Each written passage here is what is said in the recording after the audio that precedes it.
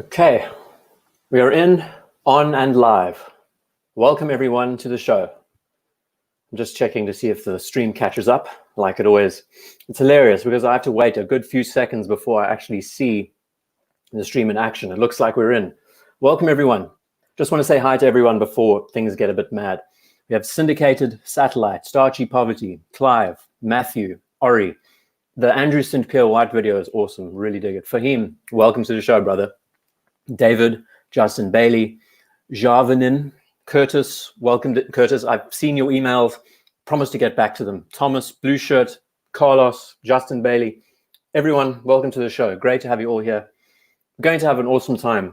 We're talking all about GMT watches today.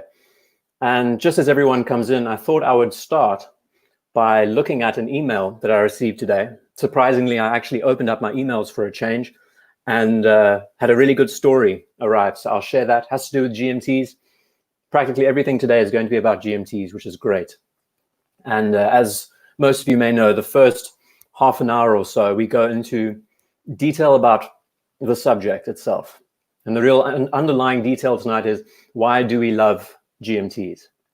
What is the reason? What is the fascination behind the complication and all of that stuff? So we'll get into it. Clam Walker, a random guy, Marcus, Neville, welcome.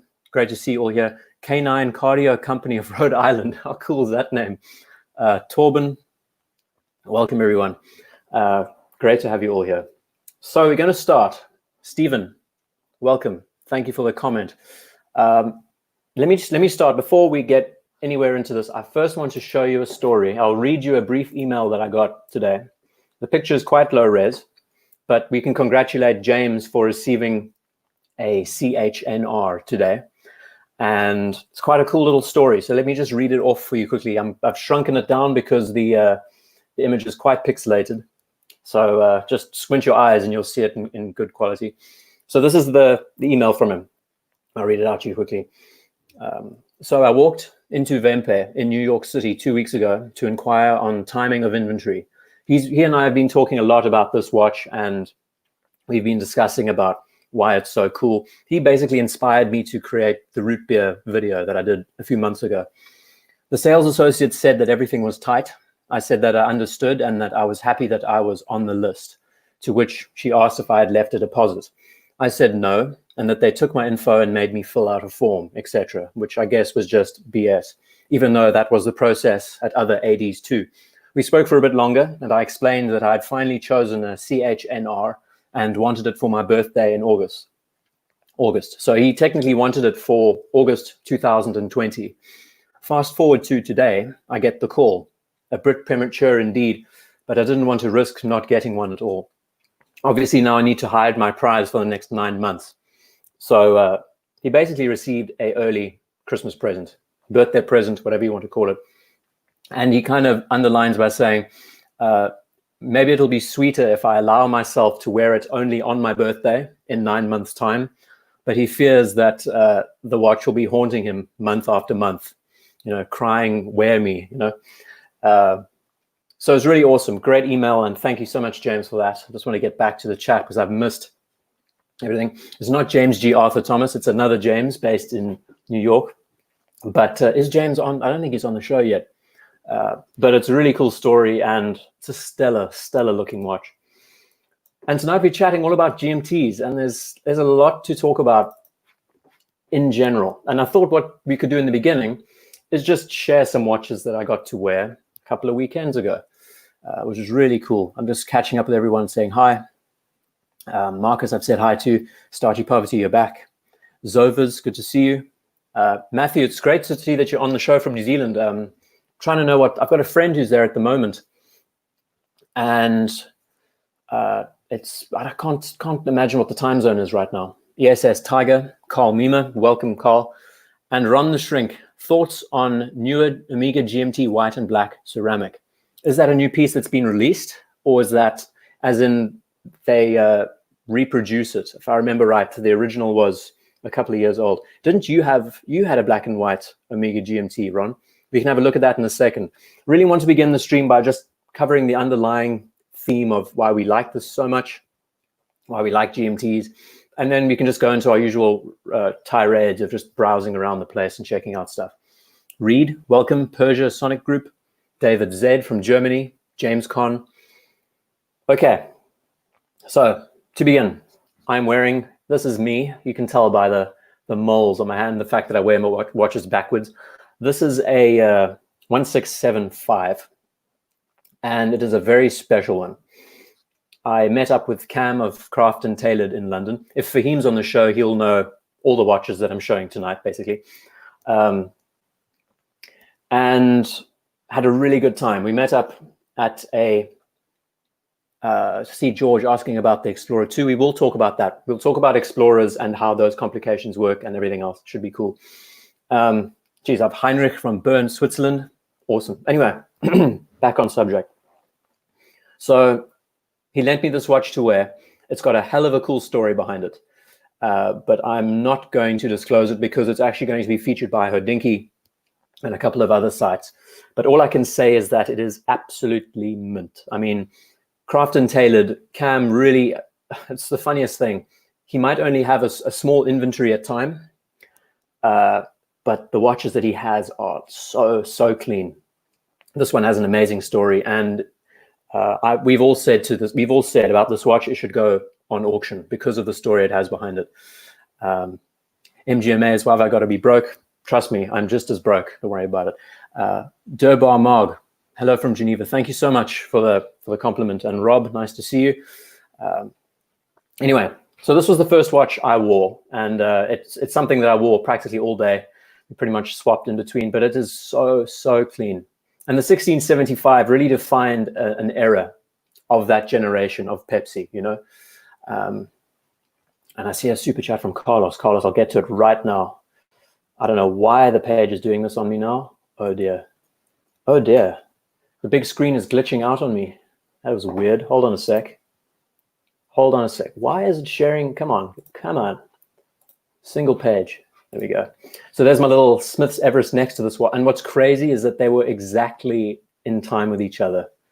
It's pretty insane. They were right on the money. So it's just a stunning watch. And this was set to LA time while he was in London with me.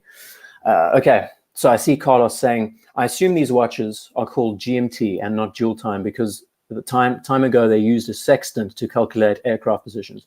GMT time is needed for calculations with celestial navigation tables. Oh, this is too early in the stream. We'll get into it. I'm gonna just warm up and thank you so much for the super chat, Carlos. I'm gonna catch up with everyone else chatting. Jeez.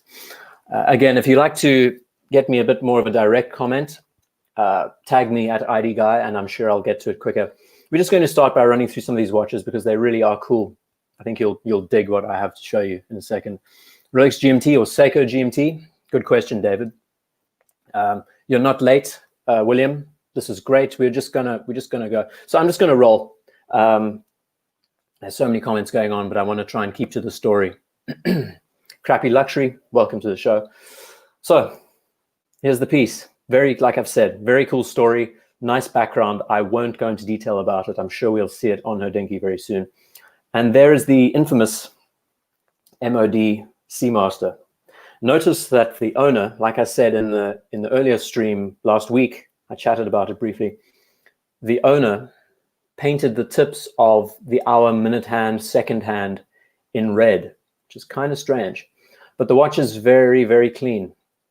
And of course, being me, I didn't tuck in the leather strap as I was wearing it. But being a design guy, you can work your way around the problem. But there we go. There's an MOD Seamaster on the wrist. Really liked the format. The size is superb.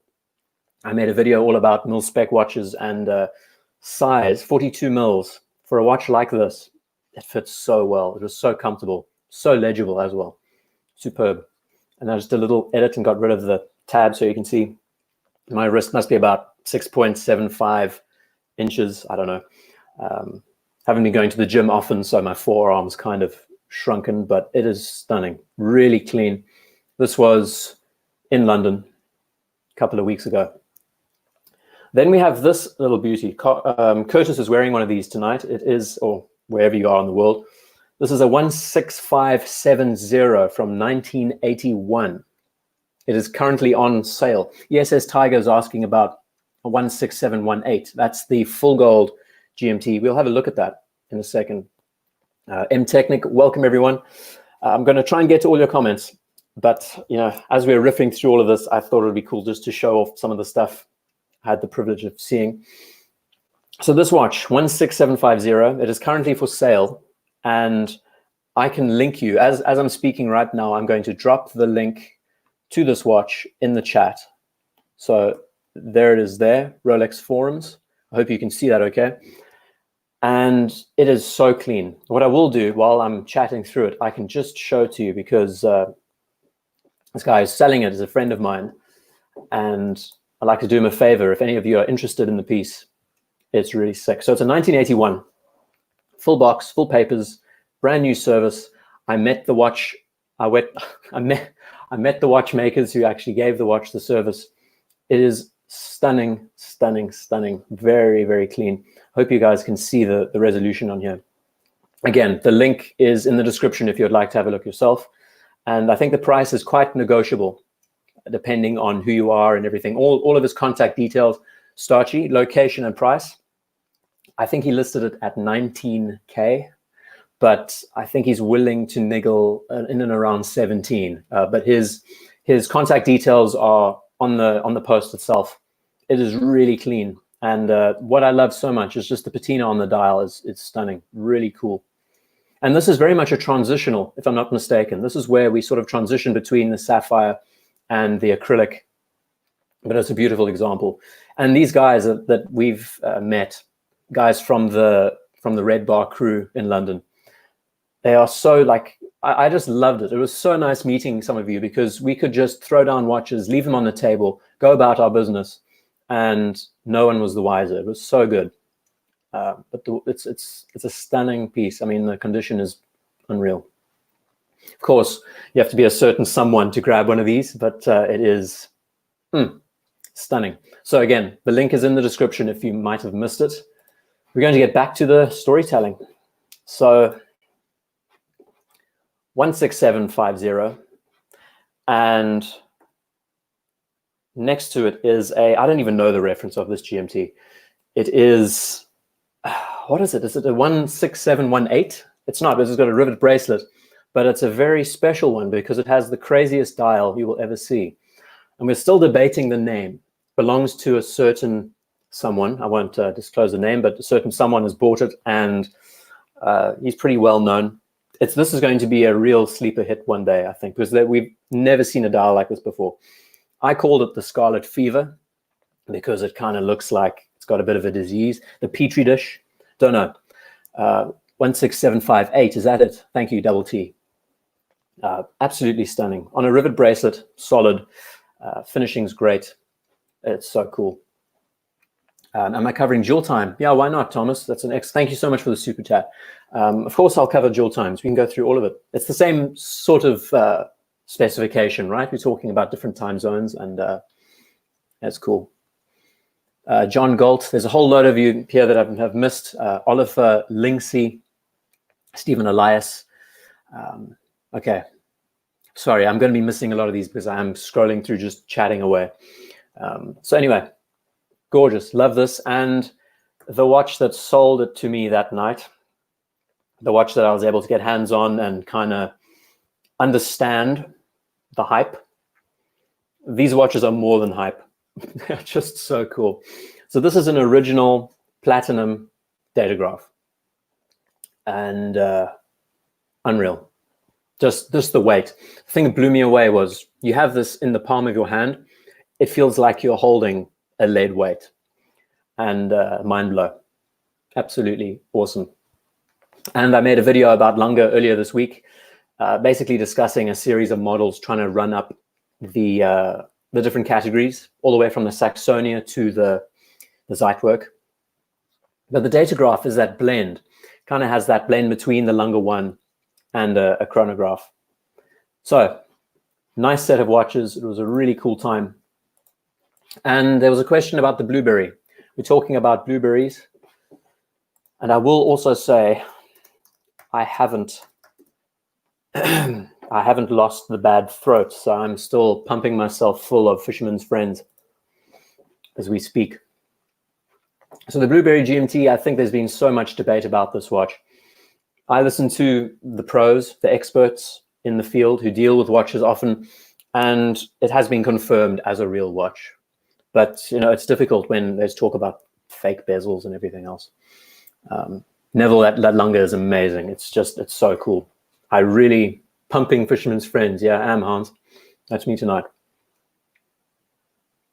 So, yeah, awesome. So I'm going to get into the stream, get into the frame of mind of chatting about the subject. You, as always, suggestions from you is great, and then we can carry on that way. I hope my voice doesn't give out. That's all I can say. I'd really like the Blueberry. I think just the solid blue finish is nice and clean, contrasting with the red hand. It is really easy to read at a glance. And we can just talk about the complication itself once again, circling back. Just talking about how we consider these watches important. Do we use, I think that in the description of the video, in this stream, I asked, are they used for the purpose of travel for most people? Do we enjoy the complication to track different time zones? And I see there's still a big debate. Stephen Elias, best GMT watches under 1,000. Yeah, MGMAs. Craft and Taylor does have a video all about the Blueberry, and he goes in depth. There was a comment about the watch being fake on the channel, and Cam basically spent like a day writing out an essay explaining he's dedicated his life to this. He spends a lot of his time studying these things, and he can confirm that these are real, as long, you know, with everyone else, all the professionals in the industry. Tree Dillinger, welcome to the show. Helen Keller, nice to have you. Okay, founder Timeless Capital, welcome to the show, James. Quite like new Bamford GMT. Okay, so this is, okay, and I'm going to drop something very different. We'll be looking at some crazy high-end pieces. NATO, welcome. I'm sure most of you know, like I've hit it over the head hundreds of thousands of times that the 1655 is a watch that I aspire to own one day. It's one of those watches in the back of my mind that I'm always thinking about, and it's kind of like the Royal Oak for me. It doesn't make much sense, but it's just cool in the way it positions itself. The watch I'm wearing tonight is my ultimate guilty pleasure, courtesy of Last Watch Horology, I think they're called. And I will just type in the username. He has a YouTube channel. He takes pieces, he makes them vintage. And I've been looking for an acceptable homage to the 1655, and it's really difficult. You know, there's Steinhardts, there's all kinds of models around, but I found a watch that is just too cool for words. And what I plan on doing is swapping out a Swiss ETA GMT movement one of these days. But it's the case, it's the proportions and everything that I tried my best to grab. And I see Clive's on the show, welcome. I'm sure I've said hi to everyone else. Tree Gillinger, everyone's here. Anyway, are you ready for this? Let's show you what I'm wearing tonight. You'll either love it or you'll hate it. So the brand is called Chrono Tac. Okay, so I'm guessing it's Chrono Tactical. Very simple layout. What I like is that it doesn't completely take the 1655 design. It has a few little features like a broad arrow hand, which is cool. Little T hallmark on the dial. The dial itself, the numerals aren't so elongated. They're quite short.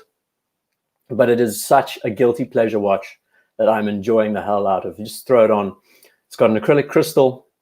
It's too cool. So my thinking is dump the movement and grab an ETA movement for two. And the thing is, I was quite eager, and I decided to buy two just because I love it. I think it's so cool. You can just bash these around, enjoy them. I'm very like particular with the vintage styled homages that I look for, and I go to the lengths of making the end links shorter so they fit a bit better, give us, you know, as close of a feel as possible. But it's so cool, and you'll see it on the wrist. This is the Jubilee on the wrist. That's the oyster on the wrist. And last but not least, oh geez, I had a loom shot. I guess I lost it. This watch has a great little loom shot as well. But I've been enjoying this so much, and this has just been with me all the time. So you can see it doesn't exactly mirror the 1655. It's got a larger crown guard. The dial is a little bit shorter and stouter, but it has everything you want. It has that acrylic crystal, very solid case, nice and clean. Dig the little broad arrow, kind of gives it a military sort of feel. And yeah, I so look forward to the day that I can actually experience a proper 1655. But these are just great for the time being. Smash around, screw down crown. Ah, love it. So that's what I'm rocking this evening. Can't say it's anything haute horology or anything that we'll be talking about, but I'm an aesthetics kind of guy. I love the aesthetics of things. If I can find something close that's not an exact copy, you know, like proper rip-off with the name and the brand and everything on it, I'll jump on it just to experience it. And anyway, we are going to, oh, how much do they sell for? I think they're about 120, 150 bucks. They're actually quite difficult to find. They've been, I've been looking for them and they disappear. They tend to come and go. And the suppliers, the stock just disappears over time. Anyway, I've missed all of the chats. I'm going to get back in to everyone else. Sahil, thank you so much for joining. Alex, PS7256, Glycine for an everyday wear. Boulevard Accutron, Grand Fromage. Thank you, Hans. Okay, so we are going to chat about GMTs, and let's try and get into the subject. When we think of GMTs, the first one that comes to mind is Rolex. I mean, the name Rolex GMT is pretty synonymous, but there are so many other brands out there that do GMTs, that do dual times, and we can chat about them at length. Grand Seiko has some amazing GMTs. Vacheron, lots of brands are relating their watches to GMT movements. So it'll be great to chat about that in general. There was a discussion about the Explorer versus the GMT. And since I have them both up, that's quite convenient.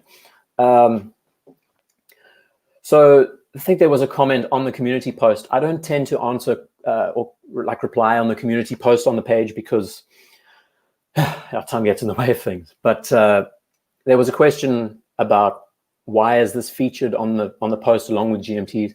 I'm sure most of us know that these watches have GMT movements in them. It's just that the bezels are fixed as opposed to being manipulated. So the question is an Explorer styled watch better than your standard GMT that has a maneuverable bezel? Well, as I've said, this watch is so strange because you can't manipulate the hour hand without the GMT hand moving with it. This is set for 24-hour time, since that was the original caliber back in the days. Nowadays, you can be a bit more free with the way you set these watches. And once again, circling back to the question of, do we use these for the sake of time zones? Do we use these for the sake of traveling? I'm sure you can have a chat in the comments about that together. But it's a strange complication. I have a write-up that I'm working on looking at the Sky Dweller. I know I've teased it a while, but I plan on talking about it and the perspective when compared to what we actually received as a traveler's watch. The GMT arrived in the 50s, basically working off the body of a Submariner. And the question is, back in the day, presidents and Datejusts were appealing watches. And the Sky Dweller sort of fits that field a bit better. So if they had the technology, and let's pull up a Sky Dweller. Why the hell not? I'm missing a lot of chats, guys. I'm just riffing. It's crazy when you like bringing up discussions, talking to yourself. I love what they've done with this. The fact that they've now matched the dial with the case and everything else, it's superb. When they originally arrived with the white dials on the inside, it just broke it up too much. So my thinking was this plays a much better homage to aviation, when in the golden age of aviation back in the day. You can see a guy in a suit with his bowler cap on, rocking one of these, or fedora, whatever, on a plane, as opposed to the sports watch that was the GMT. It's a strange thing how the formula changed and this became an icon, you know. Anyway, Lawrence, welcome. Geez, I've got so many people. I've got, let's see, founder times. How many people who own a GMT like Pepsi, Coke, Batman actually use the GMT function? Yeah, that's it. And everyone should answer that question. How many of you actually use the GMT function? It's always nice to track a different time zone. If you are, I've been able to use it in the sense of business related things when there's phone calls and Skype calls happening later in the day. The worst is when you're in a place like England and you're having to contact California. It's like an 8-hour time difference. So it's 11 p.m. at night and you're dealing with guys who are just waking up in the morning. Had that a couple of times before. And New York. I think for me especially, I've used GMTs dealing with the US most of the time. Then everywhere else seems pretty normal. So yeah, just catching up with everyone else. Got friends in London, Japan, Germany, and that's it. I mean, it's keeping touch with friends and knowing the time where they are in the world. So let's think of some other pieces to look at. We've done enough Rolex for a while, I think. What's another good example? If you can throw in some suggestions, that would be cool, and we can just keep riffing. I've got to wake up a little bit. It's only 10:30. I've been preparing for a presentation come Monday, and it's been a long week for me. Grand Seiko Peacock, very good suggestion. Wabi Sabi Master. Love your name. Grand Seiko Peacock is the one Grand Seiko that I would absolutely jump on if it was easy to grab and if it was available. I think it just epitomizes Grand Seiko in the way it presents itself. It's got such a unique aquamarine dial, such a stunning layout, the colors, the textures, the patterns. And there's, I see a question about the limited run Zodiac Aerospace GMT. Funnily enough, I was looking up reviews of the watch and I can't seem to find any. Zodiac has got some amazing just pops of color and everything else. And we can have a look at those in a second. Glycine Emmons, Jlc Master Compressor Gmt. Let's have a look at that just now. Anyway, carrying on. Grand Seiko, sharpness of the case. This watch very much epitomizes the brand, I think. Just in color, in detail, stunning. Vacheron Constantin, of course. We're going to jump to that as well. Okay, so the first suggestion was the Richard Mille. Oh, geez. Does Richard Mille make a GMT? I wonder. Maybe I'm wrong. Do they make a dual time? I really don't know. Oh, geez. And of course, dealing with images, you have to always opt for the high res. Sometimes it works, sometimes it doesn't. I have a strange, I just don't get the brand, you know. It speaks to me in a few ways. I made a video about Richard Mille a long time ago, like 6 months. And I sort of said it speaks to the child in me, because when I was growing up, I was all about Technic Lego and making things with my hands and understanding technology and everything else. And I look at these watches and just think, yeah, this represents Technic Lego in a way. Kind of looks like it's been put through a 3D printer, and it's just bizarre. It's strange. I mean, the crown and everything. I still haven't warmed up to it, honestly. And just the, I don't know. It's one of those real Marmite watches. I would never be able to pull one off. I don't have the wrist size that would cater for a watch like this. Looks like this does have a GMT. Maybe it's a dual time. It looks like a 24-hour scale at the base. So there's an example. I do like what they've done to make it look almost like an airplane cockpit in a way. But it's difficult to read. It's not as legible. I don't know. It's a very Marmite sort of watch. Be interested. Some founder Timeless Capital is asking if anyone in the chat owns a Richard Mille. I'm sure he would like some insight on that. And I see a few more questions about. Let's see, another suggestion. Oh, let's look at the Jlc Master Compressor GMT. I've said this so many times that the Master Compressor, I think, is a line that they should return to, because it's just so out there and unique. I love the feature of the crown being screwed down the way it is. And it's actually a beautiful looking watch. I want to see who suggested it. I'm going to scroll up and just shout you out. Great suggestion.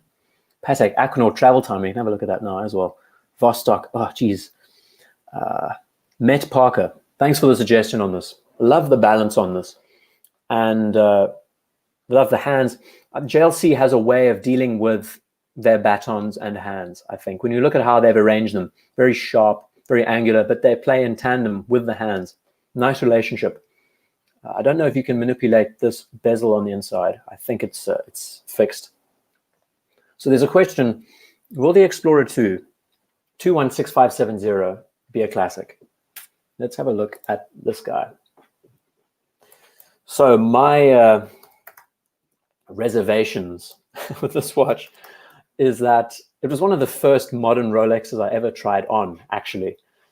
And I just could not pull it off at all. I've never tried a vintage Polo, but I have tried the modern one. And the size and everything else just did not work for me. 42 mils. I see a question from Cheetown. Feeling better? I've been coughing all week, Cheetown. The virus managed to rear its head again. So I'm on my last day of antibiotics. Still rocking some Fisherman's Friends, but yeah, you'll see how it goes. I hope I have enough Fisherman's Friends, because then I might have a coughing frenzy, and then, you know, we won't like that. So the Polo, will it be a future classic? Difficult to say. What I do like about this new generation is that they reintroduced the real defining element that made these watches Explorer 2s, and that's the orange GMT hand. I think that is great. That makes a big difference, really stands out. But it's a watch for a person who has a fairly large wrist, but it is gorgeous. I mean, it's what's nice is that it's understated in the way it presents itself. That's something I wanted to highlight, is that any watch with a steel bezel flies much lower under the radar as opposed to a watch with a bezel. I mean, you wear this and it doesn't look like you're wearing a Rolex, quite frankly. Not many people realize that it is a Rolex in the way it presents itself. So it's cool for that reason. Whether it'll be a future classic, no one can ever tell. I think the more obscure the watch, the better, personally. Like the original 40 mil Sea Dweller that was just introduced with ceramic and then disappeared after a few years. That kind of watch will be an instant hit. These are in high demand still. I mean, it's popular. And again, what it has going for it is that it is understated, even though the size is 42 and it's a little bit larger in size. There are a few white dial sports Rolex models out there, so the Polo has it going for it. Yeah, Cheetown, I agree. And too big, Christopher Peterson says. Well, you know, it's down to your wrist size. I personally think the proportions are a little bit off, just my stupid pedantic designer's eye. But then again, you know, when you're wearing it, it's different to seeing it on pictures, you know. But the thing that gets me is just the stubbiness of the hands, the fact that they're so oversized. It's nice that they're all in relation to each other and they all match. But I think the larger dial and the smaller bezel is a little bit strange. Then we jump to the 5-digit, which is just the 16570. And the 5-digit looks even more toned down, actually, you know. And this is the Archie luxury watch. He's promoted this piece for years and years and years. And because of him, I think they've really skyrocketed in appreciation and collectability. When I saw this watch back in the day, I thought to myself, this reminds me of a tennis player in the 1990s. Don't know why. Feels like the kind of watch a tennis player from the 90s would be wearing. My personal choice, I would be grabbing a 40 mil piece if it was me. But then at the same time, 42 mils, the modern watch with modern clasp and everything else, just as cool. So to each their own. And I've missed so many jazz. Ron the Shrink, Omega Black White Ceramic GMT, Planet Ocean. Do they have a Planet Ocean? Hold on a second. I'm just going to type in what he said. And I'm pretty sure they have a modern... Oh, wow. Nice, Ron. Thank you for this. How cool is this? So Omega, where Rolex has taken the Pepsi formula, the red and blue, Omega has taken white and black. And it actually looks much more... It has kind of a nautical vibe to it. What do you think? I think it really has a seafaring sort of way. And since this is a Seamaster, it kind of makes sense, right? So you have to ask yourself, is it more practical with this kind of bezel, or would it be better as a standard watch with a dive bezel? But then again, you can easily calculate elapsed time with the GMT bezel. You just replace the 2 with 5, 4 with 10, and you just, represent 5-minute marks with each mark on the bezel. And the best part is the center of the bezel, between the 2 and the 4, that's basically, what, 3.5 minutes? So that's, 5, that's 7.5 minutes, that's 10. It's actually a lot more accurate if you replace it. But nice suggestion, Ron. Thanks for that. So this is a modern piece. I think it was probably newly released, slipped under the radar. I haven't seen this at all. But I like it. It's got a very like noir sort of feel, old-timey, old school. But the white and black contrast is great. I think it's cool. And I see Starchy Poverty saying, huge. Is it 44 mils? I don't know. 600 meter, I guess it probably is 44 mils in size. And here it is next to a standard Planet Ocean. There's a question by Jens Hoffman. You as an industrial designer, you for sure have drawn some own designs. Is there a chance you could show them off? I actually had some drawings on the page tonight. Let me see if I can open my recycle bin and try and find it for you quick. There it is. So for my presentation Monday, I've been tasked to design a mixer, hand mixer. And here's a few sketches. This is kind of what you do. As an industrial designer, you're paid to just dream and explore and scribble. So this is me attempting to draw after about a year of not drawing. I know we're just jumping to sketches, but what the hell? We always enjoy this kind of stuff. So yeah, I guess we could just quickly look at this. Industrial designers, we tend to be quite like formal with the way we present our drawings. So we like to use very base, like geometric forms to start and use it as a structure. It's very rough. These drawings are by no means neat. I only had about a week to prepare for it, so the turnaround was quite rough, but cool story, and the development was nice. It's a time when you can just sit back and think, and yeah. Do I use Autodesk, Nasty Vinyl? I have once or twice. I am by no means a pro at Autodesk. I like the intimacy of actually using pens and paper. It's kind of like you have a much more direct connection between yourself and the page when you have a pen in your hand or a pencil, as opposed to digital related media. But I've used it. I've used technical drawing programs as well in the past. So really nice suggestion. Thank you, Ron. And we're going to look at other pieces. Jeremiah, welcome to the show. Mr. Perpetual, awesome. It's great that there's an interaction. You guys must just chat away, banter away. And let's think about another piece to jump on. I think the Vacheron Overseas GMT is another one that really speaks. I've been spruiking the Corey Richards Overseas practically every single episode. And now everyone's catching on and saying, oh, it's the best watch ever. And I've been chatting about this watch way before. I mean, I remember the day when Vacheron announced that it was being given to him, and that was like early 2018. And no, it's cool. This just sold at Philips, if I'm not mistaken. And there was all the money went to charity. A once-off piece. And the money went towards, I think, an orphanage in and around the Himalayas, if I'm not mistaken. So it's really good cause. And I love that stuff. Stories like that. It's actually an amazing story when you think about it. The only one of these pieces very much has that 1655 vibe to it with the orange highlights.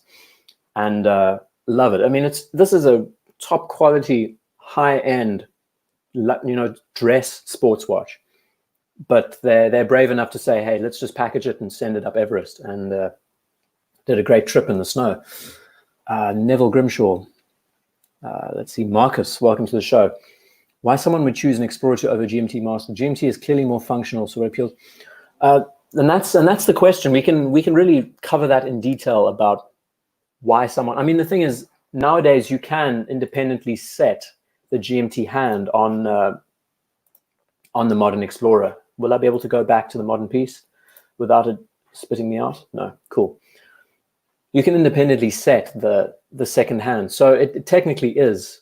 I actually, for some reason, I prefer the simplicity behind being able to just, being able to simply manipulate one hand as opposed to manipulating the bezel as well. It can get quite confusing when you have two different colors of a bezel being rotated around.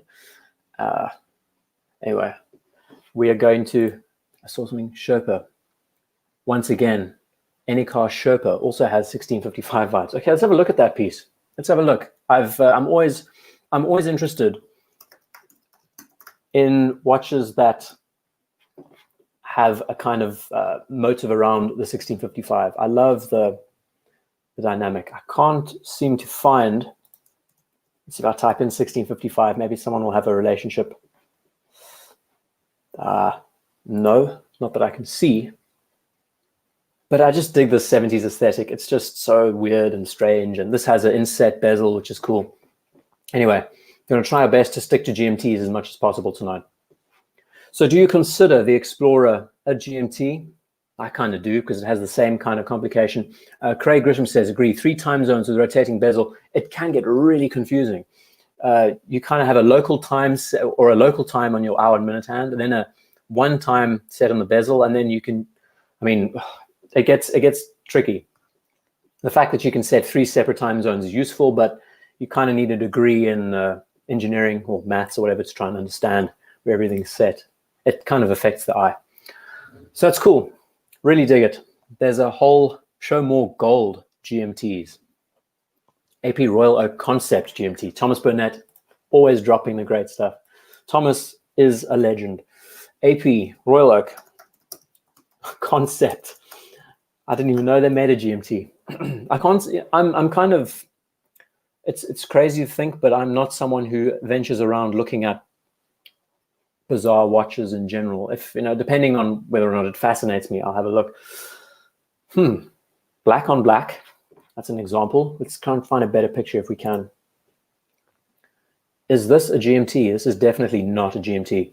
This had a GMT tourbillon with titanium white ceramic. So this is John Mayer's, one of his special watches that he seems to like. I kind of like the concept because it very much reminds me of the Tesla Cybertruck,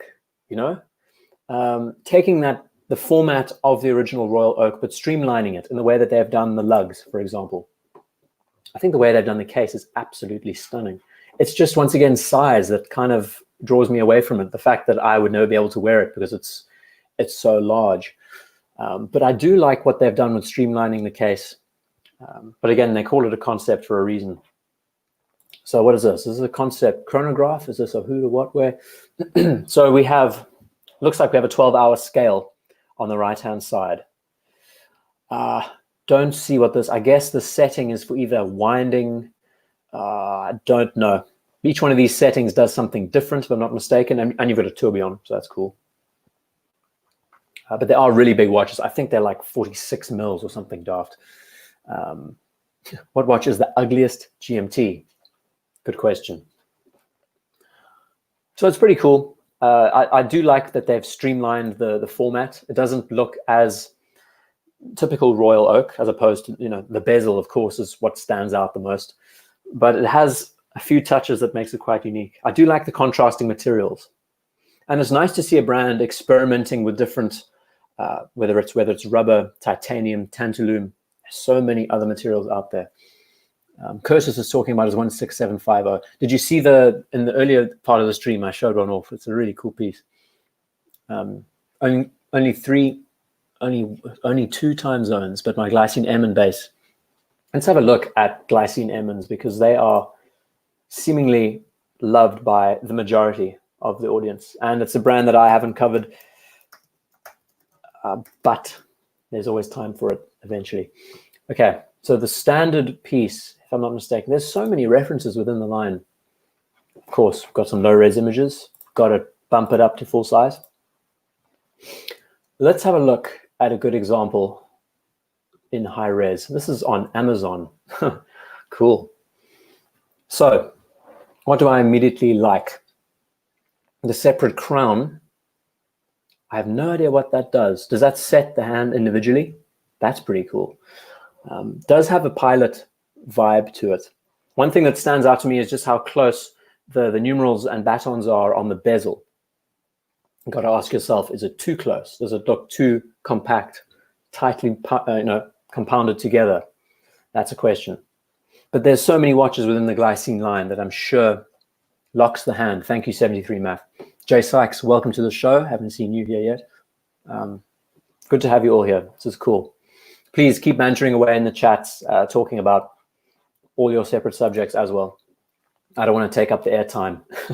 This whole point of this is just as a community, we can sit down and just chat about things and enjoy ourselves. Straton Tura Gmt. Yeah, talking about doesn't read well. It does look very busy. I'll say that much. Very, very like tightly wound together. Also, I'd like to promote the watch that founder Timeless Capital, James, and I have been talking about. What is that name of that French brand that we've been looking at that Materanic has just started or been working with? Can you please put it in the comment section, James? I really want to highlight it because I think it's absolutely stunning. One of the best micro brands I've seen in a long time. So the Straton Tura Gmt, as we wait for the answer, Straton Tura. Can't say I've heard of that before. Cerise, I can't even pronounce the name. Thank you, James. I'll have a look at it now. Wow, that's cool. So Straton, they're big with their chronographs, right? That's what they've been pushing for the longest time. Nice to see that they're diversifying. And I really like that idea of the bezel having little inlay color inside there. It's really cool. As we are talking about that, I just want to pull up these Cerica, I don't even know how to pronounce it, Cerica watches. Let's see. I have been poring over these. I think they are so beautiful. So we're going to have a look at these in a second. Just jumping off the track a little bit. There are lots of little influences in this watch that I think is worth covering. So what I do like, I like the 70s vibe. I think it's nice to see. I mean, check that out. They've got some green, got some orange, got some blue. And that is so much more legible. When you think about reading it at a glance, you can easily see, even though you have so many colors, it's very difficult to do, actually, when you're dealing with a GMT watch that has so much going on. This kind of watch, for example, blue, green, orange, but even still, you can read the GMT hand easily. You can read the time easily. Too cool. Check that loom out. Great suggestion. Who suggested it? Let's have a look. I'm sorry, I'm missing your guys' chat. Vintage Explorer cheat. Yeah, I have looked up the Steinhardt Vintage GMT, Craig. It's the size. It's the 42 mil size that kind of puts me off. We can have a look at it in a second. That's a gorgeous looking loom. M Technic, thank you so much for the super chat, man. Really, really appreciate it. I'm sure we've chatted via email before. I'm useless with emails. And that's not for lack of trying. It's just like socializing comes forth with everything else in life, you know? Seiko Peacock, Double T. I spoke about the Seiko Peacock in the beginning of the show. I think it's awesome. Okay, we are going to jump. Dodane Type 23. Curtis, you know, I've been toying with the idea of writing a whole article about French-inspired military watches, very much like I did about the British military. French have an amazing history with regards to their chronographs, especially.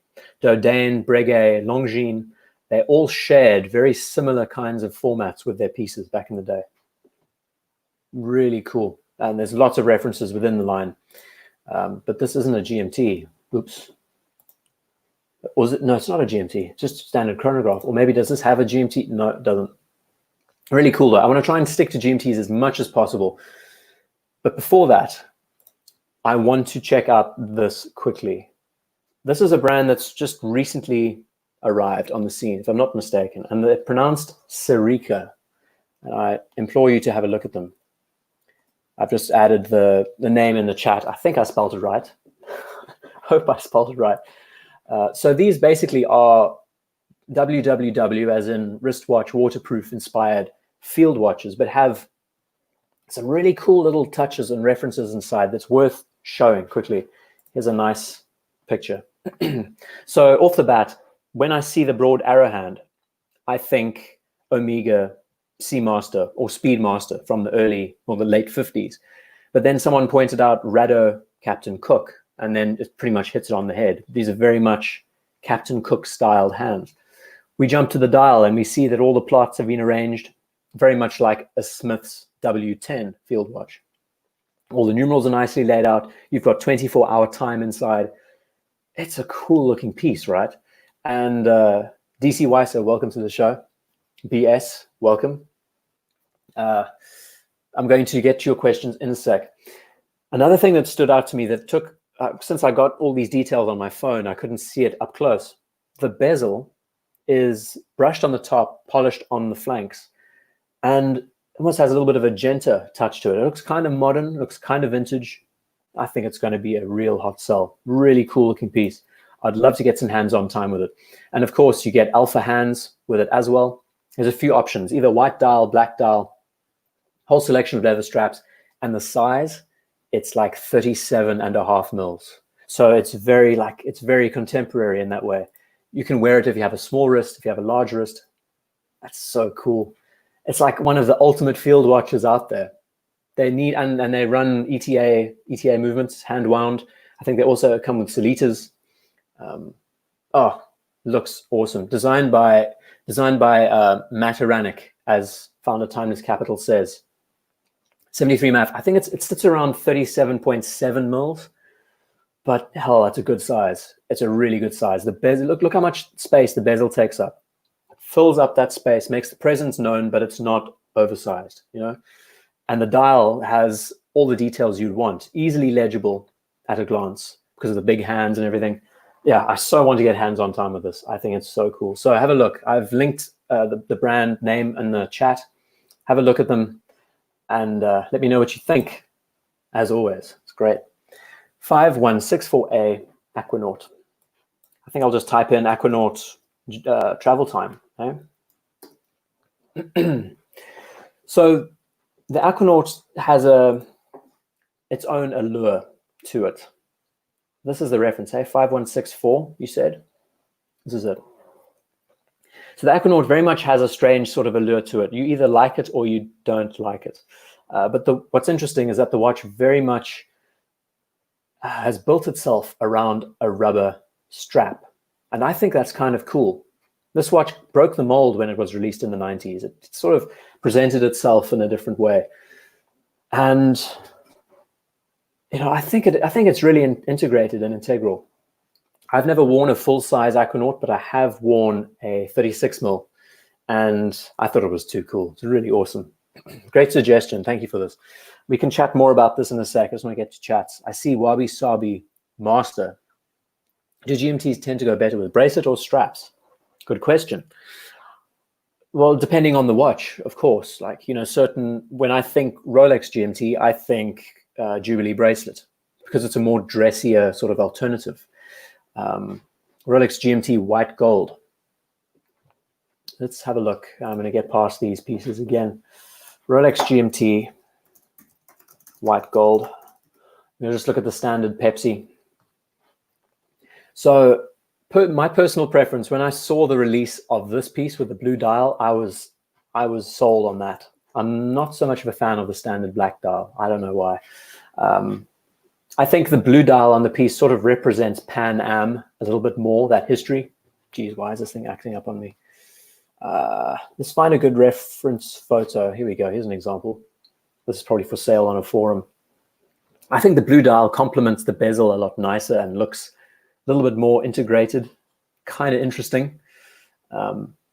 So for this watch, I personally don't like the idea that it's on an oyster. I think GMTs should be on Jubilees, and the more hardcore sports watches like the Subs, the Explorers, can stay on oysters. But in saying that, I mean, the fact that it's white gold is awesome, right? No one would assume it is. I think that combination is too cool. Really, really nice set. And I'm just catching up with everyone else who's chatting, who doesn't like Aquanauts. I have a strange feel around them. And one way, what I really like is that they're very understated. And that is very much in part due to the rubber strap. It really tones it down. The one that I wore, the 36 mil, had the olive green, olive drab strap on it. Sick, really cool. But this watch with the complication makes for a perfect everyday wearing watch. You know, generally speaking, as long as you're not going mountain climbing and smashing it against the wall, because we know the bezels like this can't take that kind of abuse, but it's awesome. Blue dials only sold white gold. Yeah, exactly. So this was very much a special edition that they launched alongside the, I think it was when the Batman or the Batgirl arrived, if I'm not mistaken. But I think this makes this version of the white gold GMT a lot more unique, and also ties in a lot better with the bezel. In the past, when I did redesigns of watches, I tended to always try and like match the dials with the bezel in some way, just to give it a relationship. In a similar way, we chatted about the CHNR earlier, which is your modern root beer. Let's see. No, I don't want stocks, thanks. Let's jump onto here. I chatted about this earlier in the stream, and we can congratulate James in New York for grabbing one of these. He was very lucky to get one of these. And the one improvement that I would want to make on this watch is make this dial brown. Very much like the original root beers, because I think the brown just corresponds so nicely with the bezel, with the rose gold. Really sick. But it's an awesome watch. I think as an everyday wearing piece, this is also something that could go so well, because the rose gold is a lot nicer for skin tones. It's a lot more subdued. It's not as in your face as yellow gold. Brown is such a convenient color for any outfit, which is something that people don't talk to you about. I made a video all about root beer GMTs. I think I asked the question, is it a future classic or ugly duckling? And I went through the root beer line and the originals and where we have arrived at now. And I really dig what they've done with this. Of all the GMTs, this one really does stand tall. And I'll even say, on this piece with the two-tone bracelet, I think it can stay on the Oyster. I think it actually deserves an Oyster bracelet. That's quite a conundrum. I've just thought about it now.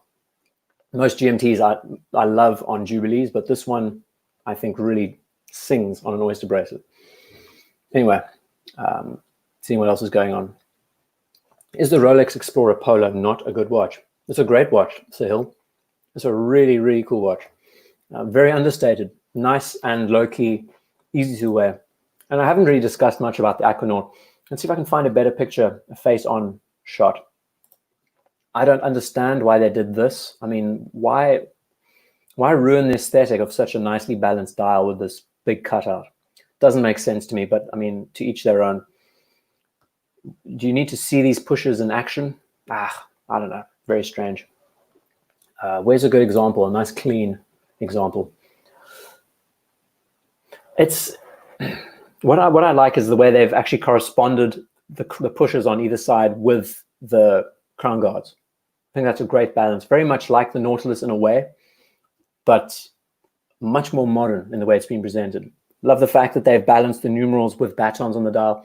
It looks very much like a field watch, you know? Subtle GMT, exactly. Very understated. So you just essentially line up, using these pushes, you adjust the skeleton hand to the time zone, white representing local, blue representing home. I don't actually know how it works altogether. I've never had one in my hand before, but it's really sick. And a lot of watches struggle to communicate their GMT complication effectively, as in their dials are maybe illegible. It's difficult to kind of make sense of what time zone you're looking at. This setup, the way they've arranged it here, makes it a lot simpler to read at a glance and to know where you are. Forbin Colossus, what is the design justification for saying something needs a Jubilee or Oyster? Sounds like opinion only. Personal preference. That's all I'm saying. My personal preference when I think of GMTs, it's kind of like you have a preconceived notion. When I think GMTs, I think Jubilees. When I think Submariner, when I think the more hardcore, heavy duty, actually, there's a kind of justification. If we jump back, I think I've spoken about this many times before. When we think back to the golden age of flying, aviation and all of this happening, commercial flying became a thing all of a sudden. It was a very luxurious thing. And to communicate that luxurious event, you need a luxurious sort of watch. And I think the Jubilee sort of communicates luxury a bit more than a heavy-duty Oyster for the more sporting sort of activities.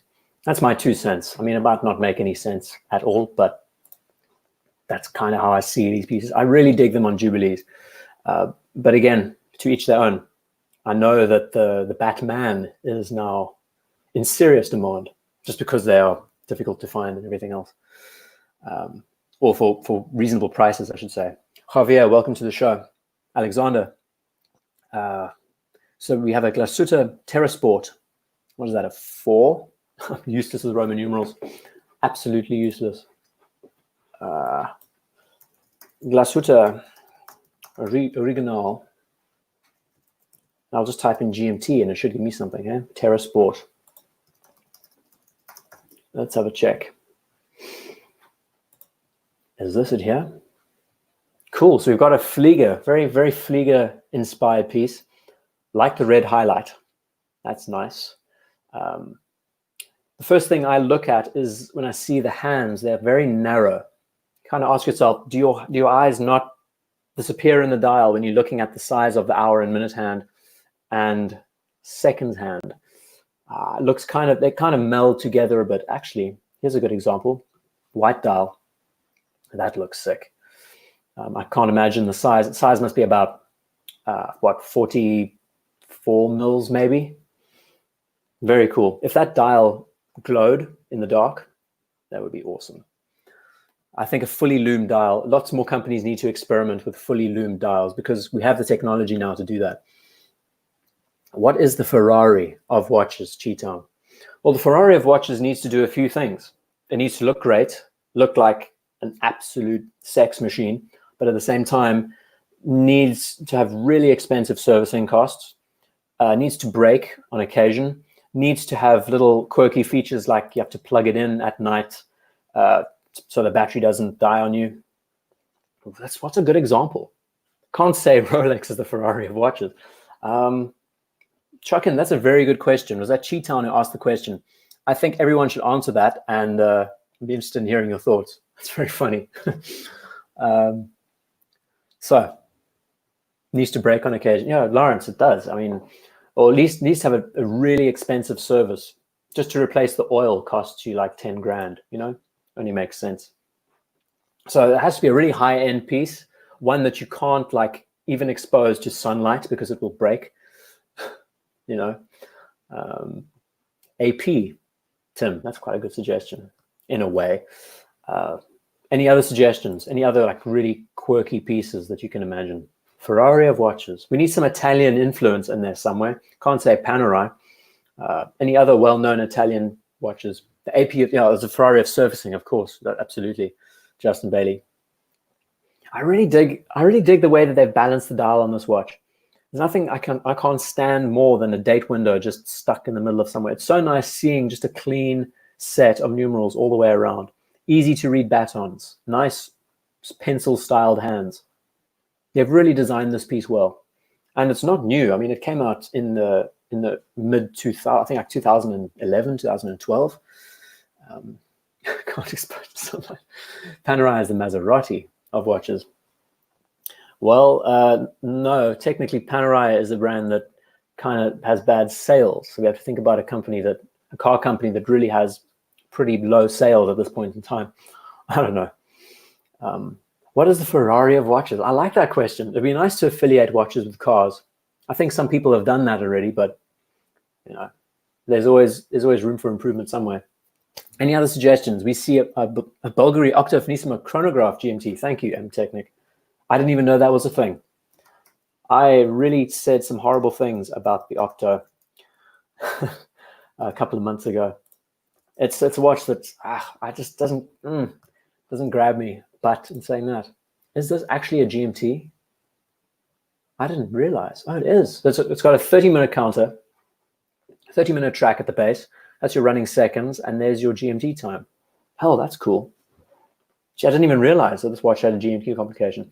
What you can say is that these watches are absolutely brilliantly made. Movement-wise, technology that's gone into these pieces, amazing. And I see James, founder Times Capital, saying Panerai. They still are great. There are some amazing watches, and I think very, very unique. You missed its connection with Roman architecture. And Tony, was that referring to the Bulgari? You know what? What did I say about it? I'm trying to think back. Every time I watched a video about it, or if I thank you for carrying that, Anthony. Every time I watched a video about this piece or read a review or an article, they seem so fixated on the good stuff. There's nothing worse than like only being fixated on the positives, because there's always negatives to everything. I mean, any watch, no watch is perfect. I say that every time. No product is truly perfect. Made by human hands, we can get into that in a later stage. But they seem to always refer back to Art Deco as the so-called inspiration behind this piece, like the Chrysler Building, for example. I don't know. It's a weird piece. It's another one of those Royal Oak styled watches that sort of I love and hate. I made a video about that last week. I sort of ran through thoughts about why the design. What did I do it this week? I can't even remember. It has a polarizing design. So these little facets, these sharp, hard edges. What is cool is that when you're wearing it, even though it is so large, so flat to the wrist, it doesn't look like you're even wearing anything. Weight-wise, it doesn't feel like you're wearing anything. And I love the finishing. I think this almost gunmetal finish is awesome. Okay, I've missed a lot of these chats, guys. I'll be in. Let's see. Rolex and Tag Heuer are both missed product watches in reality. Sorry, but true. Oh, mass produced. No, absolutely. Mass produced watches, of course. And Tag Heuer was one of the first watches that really got me into the field. It's quite funny. There was a suggestion by, I think it was by Thomas Burnett, about the Panerai, and I've just missed the reference. I'm going to scroll up and try and find it, Thomas. Here we go. Panerai PAM 627 GMT. I do dig the GMT complication for Panerai. I think there's some great references. This is not the one I'm thinking about, but maybe someone can highlight it in the chat if there's a model. Nice dial. Really dig it. The only Panerai I've discussed at this point in time is the Verde Militare, which is the olive green dial, olive green strap. I love the texture on the dial. I think any watch that has texture on the dial adds a nice dynamic range. Makes it different in the light, very exciting. The faux patina, it's a thing that we discussed at length in the last live stream, talking about just how everything's changed over time and how faux patina seems to be an easy way to sell watches. What's that Italian accent? Yeah, I can be a moron like that at times. So really cool. I'm just seeing what else is going on here. Grubel 40 GMT. Okay. There's so many watches with GMT complications. It's insane when you think about it. And question I'd like to pose to the chat, because I don't know myself, the history of the GMT. Oh, hell, this is cool. I'm pretty sure James of Founder Timeless Capital loves these pieces, if I'm not mistaken. I think this is his dream watch. He has on the waiting list, or he has, I'm trying to remember. I love when a brand like Jlc Ultramoon can make these 3D elements come to life, having a rotatable globe, stacking the dials in different places. It's amazing. As it's his holy grail. I thought so. It's amazing to see, and the fact that they've distorted. It looks like this has got a GMT complication to it. No, this is just the manufacturing mark. It looks like the watch is. I mean, it's just nuts. You've got like a world on your wrist, For us mere mortals, it's like, this is insane. But yeah, tourbillons don't do anything special and clutter up the dial. I'm gonna. Are you from Stockholm? Javinen. I need to try and get your names right. Dig the PVD. We're going to look at tourbillons. Actually, let me just pull one up. The one tourbillon that speaks to me, that is the overseas. I think there's a few models actually within the sports dress line. I mean, that is just beautiful. That is just, and why I say that, the only reason why I really enjoy this tourbillon especially is the fact that the bridge represents the Maltese cross. Now, some might say it's quite kitschy, the fact that The bezel represents the cross, the bracelet. There's so much relation between the parts. I think as a tourbillon goes, this is beautiful. Integrating that kind of complication in there. Looks cool. Finish name. Thank you, Watch Viking. Ah, geez, I'm useless. I'm from South Africa, guys. You got to give me a break. I'm new to Europe. Okay. Any other references? I've missed a lot. There was a question about Fortis, I think, that I missed. The Nomos Zurich. Renato, good question. Let's have a look at that quick. Nomos Zurich Weltzeit. So how did I base the discussion around this watch? I did a Nomos video way back in the day. Is this good enough resolution to sort of see it? I discussed Bauhaus. I discussed just the details and really looking at what Bauhaus represented with those watches. And this to me doesn't represent Bauhaus. You know, it kind of looks cluttered. But again, it's a world time in a way, so it's, I don't know. What is nice to see is that they do complications extremely well. They understand complications. Their movements are superb.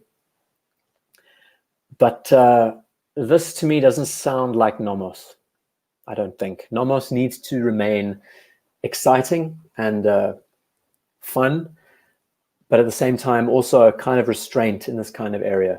I don't know, but you know, Bauhaus is a difficult thing. I've chatted about it often, that practically every modern watch we see, this watch, for example, is inspired by Bauhaus motifs. The fact that we're not using numbers, we're using batons and everything. There's so much.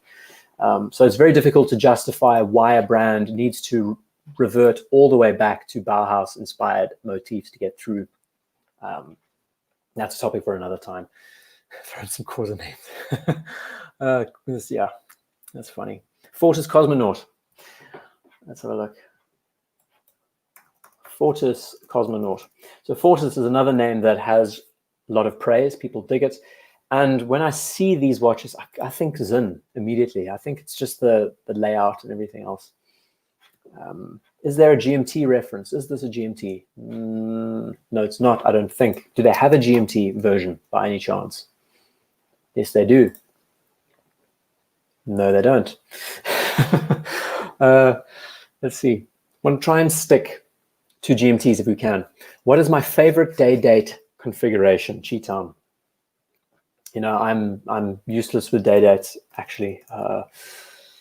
Dress sports watches for me. I don't, you know, in this category, I'm not a big fan of date complications on watches.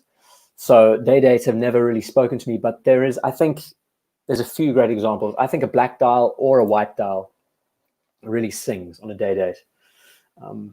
I'm kind of a junkie when it comes to like old school inspired designs, like Churchill's. I don't know if it was just a date just that he had. That was really classy back in the day. Okay, I don't know why we jumped to date jet when we're talking about GMTs. What other suggestions are there? Bauhaus, Skohaus, Ginhaus, Outhouse on highway number 19. Thanks, Hans. So let's see, Patek 5296. Oh, geez, Jlc Ultramoon. Guys, I'm sorry that I'm missing these things. What is my preference between the Jlc Ultramoon? Oh, what the hell? Let's just jump on other pieces since we're at it. And the, what was the reference? The 5296. 5396 is just insane. I think it's such a beautiful watch.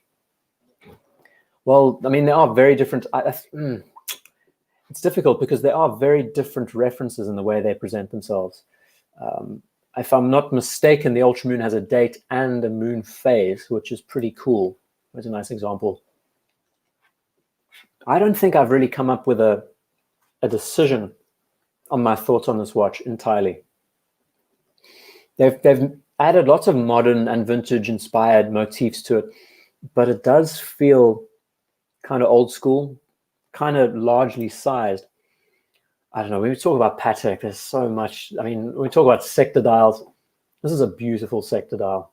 I think the sector dial piece like this looks so neat and tidy. I've forgotten about this reference, actually. Oh, geez, I'm seeing the chat move all over the show. Cluttered for Nomos, Hans. That's what I thought as well. You know, Nomos was about simplicity. They try to like really hammer that home. And since you're talking about world times, you might as well jump onto the Patek Pilot watch, right? And I will by no means know what that is. I'll just say Patek Pilot Calatrava and pull that up. What are your thoughts on this watch? This to me doesn't scream Patek, but it does scream like World War I styled pieces. You know, large numerals, very legible, easy. The ultimate irony, a Bauhaus watch with a tourbillon. Exactly, G-Town. It's a good line. Okay, I'm going to run down and see thoughts on Nelson Mandela, Ron the Shrink. I'm not going to get political here. He was a great man. There's no question about it. But with every historical figure, there is always a bad side. You can't deny that. When we think, I mean, there's so much praise about Winston Churchill, for example. Amazing man, pretty much won the war for our side of for the northern part of the world. But at the same time, he was one who basically greenlit concentration camps during the Boer War. The British introduced concentration camps back in the day. So it's like, what? Mahatma Gandhi, same kind of story. And, you know, there's lots to go on. So with Nelson Mandela, huge activist, but in order to make your points heard, you had to be very violent in the same way. I mean, what he did in the end, what he managed to do, amazing. History is an amazing thing. History is written by the victor, as they say. So yeah, getting back to pilot watches, I don't know why we talk about politics and historical figures. Let's see what else is going on. Breguet traditional GMT, Justin Bailey. Geez, so many suggestions have been coming in, and I've missed a lot of them. JLC Polaris World Time, James Conn. Let's have a look at that quick. So thoughts on this watch? I'm sure I'll probably miss half of them, but hey, we're just riffing as always. I've said that the Polaris is an awesome piece. That was a suggestion, right? Polaris Geographic. The vintage Polaris pieces are stunning, really nice and clean. I mean, that is a stunning looking watch. For what it does, you can still read the time so easily. It's actually a marvel when you think about it for a second. Just have a look at that up close. Look at how the dial's been laid out. The first thing that caught my eye were the numerals, 9, 12, 3. Easy to see. Then your eyes move to the batons, then to the GMT dial with the white and black. You kind of read it from the inside out. I think it's great, really nicely balanced. Thanks for the suggestion. And that was James Conn. Thanks a ton. That's a beautiful watch. Love the colors. Would make for a great everyday wearing piece as well. What do I think about those numerals on that Patek Watch Viking? This Pilot Calatrava, I think it fits the build of a pilot watch. Again, I was saying, it sort of it kind of reminds me of World War I style pieces. And back then it was all about size. It was about presence. Oh, geez, there we go. Some of these high-res pictures can actually take some time to load. Back in the day, this kind of reminds me of a watch that a World War I pilot would wear, as in the original time when aviation was big. You know, when it just started, when it began in 1913, 1914. I kind of think of that kind of pilot with silk scarves and open cockpits with bi-wings, tri-wings, rocking one of these. So yeah, it invokes World War I vibes. And I think the hands and the numerals play very well together. But again, it doesn't speak like Patek to me. It does look kind of steampunk in a way, wouldn't you say? It has that kind of that movement behind it. Ron the Shrink, thanks for answering the question. Yeah, Ron, I get quite philosophical at times. I know you're probably joking, but I throw in stupid lines sometimes. Vacheron Harmony Dual Time. Wow, let's have a look, Thomas. It's great. We're getting so many suggestions coming in. Again, referring back to the JLC. Beautiful. For that kind of complication, with everything going on, you can still read the time. The batons, everything's present. That's a lot of work. A lot of work to get an idea like that executed properly. You've done a great job. That is sick. Just introduced me to an awesome new watch. Thank you for that. Vacheron Harmony, courtesy of Thomas Burnett. And if I am missing your suggestions, Trust me, I'm not doing it on purpose. I'm I'm trying to keep up with everyone. Geez, I've never seen this before in my life, Thomas. That is awesome. This is pulling your heartstrings when we're talking about the American, right? The 1921 tribute. How cool is that? It has like a cushion style case. Oh, geez, come on, work with me, mouse. Cushion style case. When we look at the numerals and the subdials and everything else, how well does it work? Is it easily legible for a dress watch? That's the question. Geez, I love it. The second I hit the mouse, it jumps to the bottom of the stream. Zenith GMT Pilot, Tippy. We'll have a look at some of those watches in a second. I don't think you've actually done a video on moon phases. Yeah, I don't know. As a complication goes, I think the moon phase is interesting. It's not something that really appeals to me. If I was a surfer, an avid surfer, or I was an astrologist or something along the lines of that, I would be more inclined to like them. But since I'm not someone to really moon gaze and look into the stars, I think it's a great bragging piece for any watchmaker to be able to make moon phase complications. JLC, the watchmaker's watchmaker, addresses it well. That's that subtlety that they include. It's great, really is cool. But I will put some thoughts together on it. I think it's a good idea. Rich Buddy, welcome.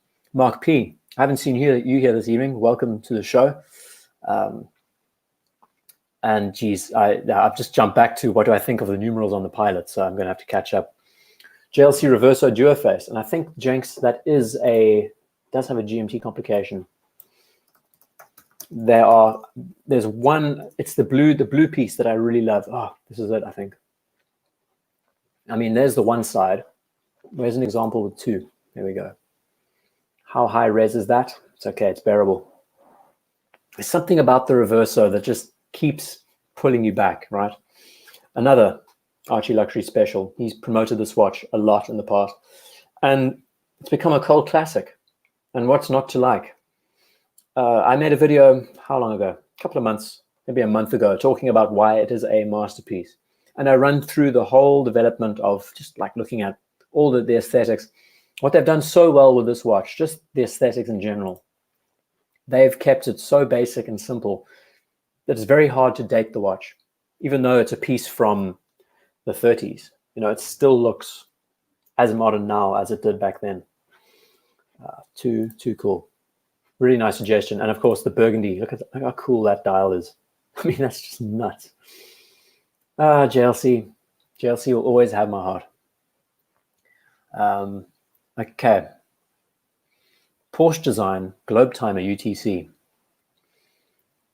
I'm thinking of gifting my personal physician a Lunga. Thoughts? Ron Shrink.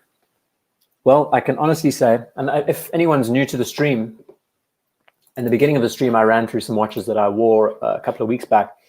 Really special 1675. I don't know why this thing is deliberately making it double page. This is the cleanest 1675 I've ever worn. This is just for everyone catching up if you've missed the show earlier. Beautiful Seamaster MOD. Awesome watch. And as we get further down the line, this is the Datograph Platinum that I tried on, and it was just killer. So yeah, Lunga, I'm sold. Really am sold. It's a real aspirational watch for me in the future. Long future. If I win the lottery or like really make it big, it would be so cool. Oh gosh, there's so many. Okay, Zodiac GMT, great suggestion, Tippy. Thank you for that. There was a question about it earlier today. Now I can't zoom out here because my mouse has decided to not cooperate with me. There we go. Zodiac GMT. I still have a damn write-up on Zodiac that I haven't looked at recently. I wanted to address the original divers and look into the history of that and just show where the brand has gone. There was a mention about this earlier, that these watches are in limited supply. I've been trying to look for reviews on this watch because I think this bezel combo is amazing. And there's some awesome Zodiac vintage pieces that you can find. I also had a hands-on time with a Bakelite Zodiac GMT for like, it was like $1,000, and it was so clean and beautiful. Had a stretch rivet bracelet. Sick. Foreman Class is asking, I really like this combination, because when you look at the way the dial has been arranged with the hands and everything else, it screams late 60s, early 70s vibe, okay? And when I think this watch, I think Gulf colors, you know, that kind of time period. So for that reason, I think they've matched the colors very well for the time. But, you know, it is very loud. Of course, it's not trying to be understated, but Zodiac surprisingly has quite a history with colors. Like I said, this little GMT that I tried on, it's a Pepsi GMT. I wonder if I can find one for you quick. I wonder if they're available. Zodiac, Pepsi. I don't even know what year it was from. There it is. That's the watch. That's the watch, except it had a stretch rivet bracelet. These are so easy to find and excellent value for money, because you're getting everything you want from a vintage watch. Bakelite bezel. Normally the patina is pretty good. And if you find the right model with a rivet bracelet, it's awesome. Can't seem to find one here. Zodiac has some cool pieces. I'm really so looking forward to covering them in detail. And like I said, time has gotten in the way of things, and I haven't been very diligent with the writing lately. But look at that contrast. I think it really is sick. Stands out nicely. Okay, I've missed a lot of your chats, but I'm going to slowly scroll down and catch up. What about the steel Patek dress watch you did a video on before? Steel Patek dress watch. Oh, the 5212. That ain't no GMT, but it is cool. 5212 it's going to be an instant classic. Well, it's going to be a classic one of these days. Just because it's steel, just because it has a great inspired history behind the lugs and everything else. It very much resembles old Patek in many ways. Beautiful. And what I love about it is that it doesn't, you know, it is a Patek, but it doesn't look like a Patek to everyone else. It just looks like a watch. You're wearing, so you could wear this every day and no one would even bat an eyelid, you know? Surfer wouldn't wear a moon phase VS. I've got a few friends who are big in surfing, and I just threw that line in. Sorry, talking about tides and everything. Curtis says, as a USMC pilot, we are night vision goggles all of the time. As such, the phases of the moon were of paramount importance. Very cool. Very cool. Because, of course, when you're dealing with a bright moon, that affects your ability to see in the dark with night vision, right? I'm just getting my head into it. It's great. Thanks for that story, Curtis. Zenith GMT pilot, please, Tippy. So again, jumping back to the Zodiac. It's sick. Really is cool. Colors, and it's very unique to the watch, and I think that's why it works. There's an example on a rivet. So I was trying out one of these the other day. So cool. Bakelite bezel, acrylic rivet, stretch bracelet. Let's have a look at the Zenith GMT. Oh, wow, cool. Another pilot. Zenith, once again, when we think Zenith, we think El Primero, but they have such a catalog as well. And it's, you know, there's so many, it's just an infinite amount of watches to talk about in the world. There's so many brands, and within so many brands, there's so many other pieces to explore. This, again, this is, Tippy, thanks for the suggestion. It just reminds me of the Patek that we looked at earlier, the Calatrava. With the onion crown is awesome. Again, numerals, hands, they all speak to each other from that era.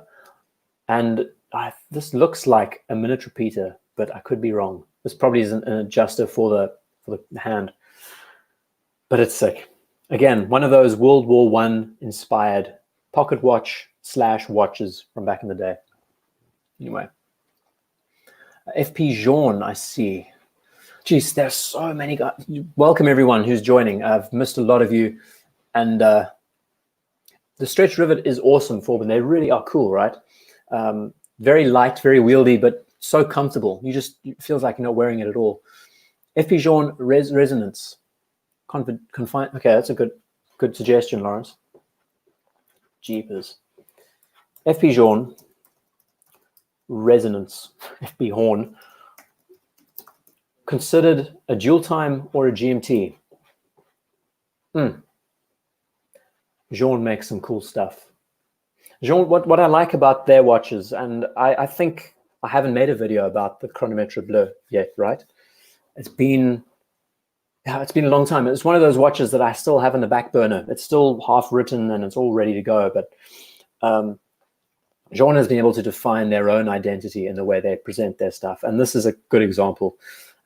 They're beautiful watches, but again, you know, for the insanely wealthy person, it's beautiful.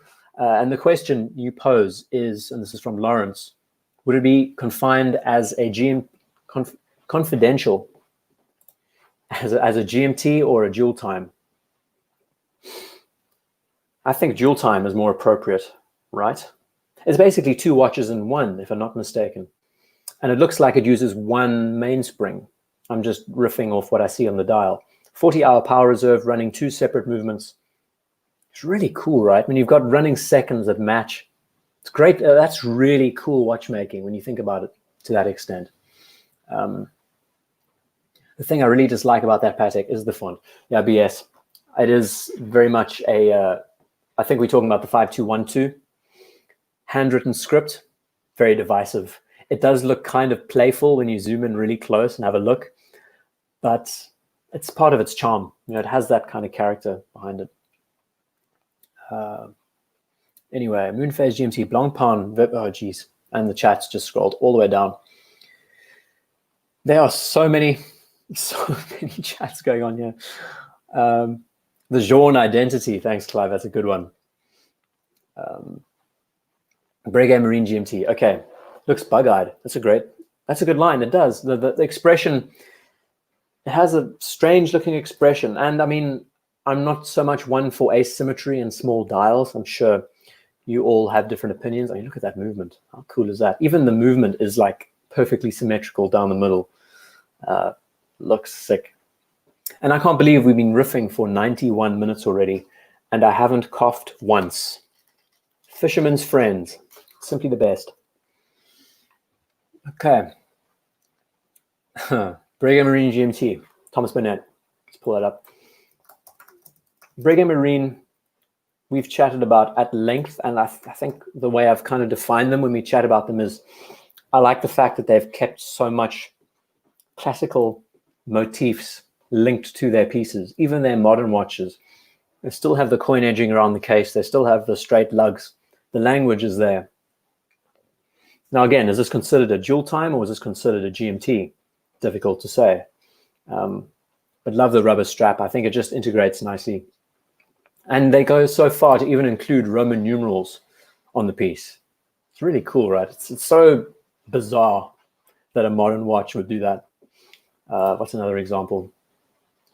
That's quite difficult to read. But it's quite cool.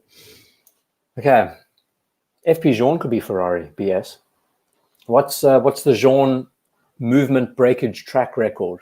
That sounds pretty close, actually, because I've heard their servicing is nuts. Okay. I'm going to try. It's difficult. I'm trying to like scroll down to the bottom, catch up with everyone else, but then I miss, and there's so many IDGuy tags that it's getting like confusing for sure. You did Porsche design, but have you seen their GMT, UTC, Forbin classes? I probably haven't. And if you can hear the rain in the background, it sounds like it's pouring heavily. UTC. I have looked at this watch before, and the first thing I immediately commented on were the lugs. Porsche design does some really cool stuff. I like the way they've attacked the brief in a different way. Why more brands can't be more playful and think about how they arrange their lugs. Of course, it's not to everyone's tastes. Jeez, I hope you aren't hearing the downpour outside. Suddenly got a cloud burst. Really dig the brown as well. Again, like I said in the beginning, talking about the CHNR GMT, the brown is such a versatile color to wear on skin tones with clothes. It's awesome. Do I live in London? If so, what watch would I like to be stabbed over? That's not very nice, Clive. But no, I don't live in London. I live on the south coast, which is cool. So I get some better weather. Rolex Yachtmaster. Jean hands are cool. Breitling Rescue. That's a crazy watch. I really like the complication. I think it's sick. Charles Frodsham. It's an old pocket watchmaker, right? I think instead we should look at Roger Smith and see if he does a GMT. Does he? I have no idea. I don't think he does. But these watches too, I think they really speak to, oh, geez, give me some high res. Let's see. I mean, look at that detailing and texture on the dial. Roger Smith needs to drop a GMT. That would be awesome. Please discuss FP Journe hands in terms. Yeah, that's a very good line, because that's one of the things I grabbed on when I saw them at first. When I saw the chronometric blue, I think I've spent a whole paragraph discussing FP Journe. I think let's just get out the chronometric bleu. Chronometre bleu. I'm sure they'll give it to me. There we go. So how can we define this watch? I think that is the question. And I said they've established their own identity. He's established his own identity in a way with this piece. What I think makes it so appealing to a lot of people is that it is natural, and it almost has this organic classical feel behind it. Very organic in the way that they've arranged the numerals, for example, the way they've run them around the dial. And that very much in part links with the hands. The hands are superb. That's my summary of it. I think tapering them down, bringing down their presence, making them look very lightweight and feel lightweight, it's great. It really is. And it speaks volumes when we compare the hands to the numerals on the dial. I don't know so much about the sub-seconds. I think the sub-seconds could have been improved if they had incorporated a similar aesthetic to them. But this watch, as we know, it's a classic. Everyone digs it. Shame. This guy's had some serious crown burn over the years. That's why I love wearing watches on my right hand. So in answering your question about the hands, beautiful, organic, I would say. Very classically inspired, but the way he has addressed this piece, it's a lot softer, a lot less harsh, and it speaks all the way through when you look at the hands. I don't know so much about the sub-seconds. That's kind of where I question that choice. I do like the offset placement. That's cool. But again, classically inspired, beautifully organic. Okay. Run the Shrink. Most likely stolen by refugees in Sweden. Don't get that reference. Okay. I hope you're not hearing the rain outside. It is insane. It sounds like it's going to break through my window. I think it's actually hailing. Shazbot from Los Angeles. I saw someone else from California. Teardrops. when you pay, you cry. Foreman classes. That's a good line. No, that's cool. Really dig it. Can we just talk about Lange again, Ant G? So Ant G, if anyone doesn't know, he's just bought himself a Saxonia Thin. And I think it's in yellow gold. Why not? I mean, we've been going on for how long? 100 minutes almost, as as the stream goes. I'm sure most people who are interested in GMTs have kind of jumped. Excuse me. So we can chat about Lange again if we like. I just it's a strange relationship. Beautiful watches. And the one line that was left about these pieces that was so good is it's one brand. This was on the video that I did about Lange earlier in the week. It's one brand that you could own you could lust to own every watch in the family. I mean, how insane is that when you think about it? I mean, like if I just pull up some references, there's the Saxonia. Let's pull up the 1815 up down. Let's pull up the Richard Lange, which I didn't actually discuss, sadly, because there was like 8 or 7 that I was discussing already. There's so much to like about this brand. Oh, it looks sick. It's just so cool. There's so much variety, so much diversity. The up-down really is a classic. Of course, low-res images. Work with me. Come on. Time and Tide always has good stuff. Their photos are brilliant. Lange doesn't do a GMT complication, right?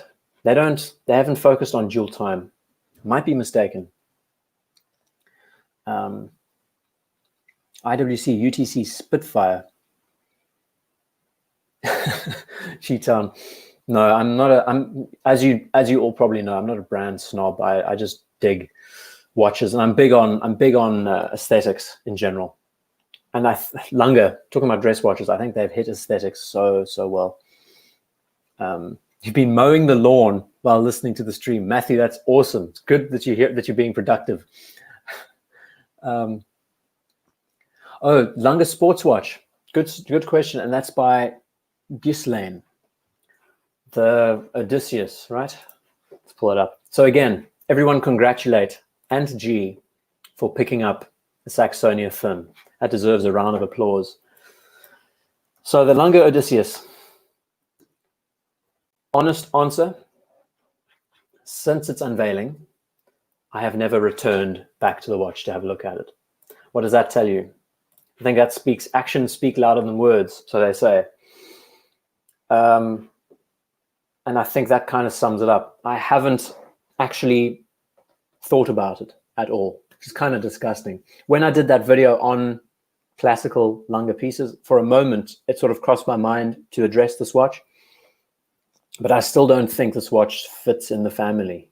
It just doesn't speak Lange. I mean, I think the way I worded it, I kind of said, this is what Lange does. I think this was the last episode, the last stream. Whoa, come on, work with me here, guys. I think this computer is giving me grief. And of course, the Wi-Fi slows down. We're having a thunderstorm outside, so I'm sure it's affecting things. Lange is all about dress. Lange is all about classical proportions. I mean, they've built a modern aesthetic around classicism. So why then jump to the bandwagon? They need a sports watch, but I just don't think this resembles a sports watch for them. Yeah, it's hard. It's a hard thing to kind of break down. I'll need a lot more time, and maybe over time we will get into it. But I don't know, the way the lugs have been arranged. I mean, that's their case design, right? This would probably look better on a leather strap, on a rubber strap, like a Breguet Marine, personally. I kind of think it has that sort of motif around it. Yeah, so that's my thoughts. After the initial unveiling, I did the video. It was nice kind of dissecting and thinking about what they did. The movement they've introduced is terrific. But it's a watch that I haven't returned back to think about. And that's pretty bad. Yeah, Lange has become my favorite. Yeah, it's cool. I need to make, me too. Really, I've set a goal in the back of my mind that Lange is going to be the watch for me one day. And it's simply because, even though I'm not a dress watch guy, of all the watches, the 1815 chronograph would be my call. I'm sure most of you would appeal to you as well. Just simply gorgeous watches. So yeah, and G, really cool. So chuffed that he picked up the watch. And I think I shared a photo of his on Instagram saying, imagine bumping into someone wearing a Lange. Instant friends. You just bump into the guy and be like, you're wearing a Lange. And then you got, lady, man, guys will be instant friends in a second. Z, I have the 1815 chrono. And that's a watch that continually pulls me back. It's actually been a watch that's attracted me more than any other watch lately. I mean, what is not to like? What is not to like? I think one thing that reared its head that I was thinking about, we're missing the 4 and the 8. And if you notice the earlier generations, I'm pulling up, this is a watchfinder video. The first generation actually had the 4 and the 8 at the base of the dial. And here's a good example. This is a 5170, right? So there you go, Patek Lange. it's hard to choose, right? I mean, the Breguet numerals are beautiful as well. I just love that there's such, I think they just make for such great titans against each other because you have just a complete split between the two. When you look at the layout, the placement, and everything else. Senator 60s from Tippy. Let's have a look at that now. If you haven't hit the Batman yet, you've got to review that. Okay, I'll review it in a sentence. Rolex Batman or Batgirl. I'll just pull up a Batman because you type in Batman and all you get are Jubilee bracelets. As far as GMTs go, this watch is one of the best they've ever made. When you look at color theory, because the bezel represents blue sky, dark sky, depending on the time of day. 6 in the morning, 6 at night, 6 at night, 6 in the morning. The colors just make sense for the time zone. So for that reason, I think it's killer. Blue and black is very understated. I've been asked questions about whether they should get this watch. And like, I mean, how can you not? It's so understated and cool. I really dig it. Okay. Lange shouldn't make sports watches. Yes, Tiger. I agree. They're all about tradition. But then they're trying to jump on the Patek line, you know? They're trying to like pair up against the Nautilus and everything else, but cool. 5711, 5170 as a 2 Patek pair. 5711 as in the Nautilus, right? The Nautilus, and let's just riff because now we've kind of lost our way with regards to GMTs. I'm quite bored of GMTs now. 5711 and the 5170. Do they make for a good pair? Of course they make for a good pair. So depending on what your taste is, I just don't know. I love the black dial. Black strap looks great. The Nautilus is an interesting beast. I got to wear an original A serial a while back. It's ridiculous how light they are. They are like, you don't even feel them on your wrist. Kind of flimsy in a way. The A series, of course, with the older bracelet and everything else. But then, you know, talking about Patek, they're great watches. We know there's been so much talk about it. The Terra Luna makes me drool. Shazbot, let's have a look at that for a sec.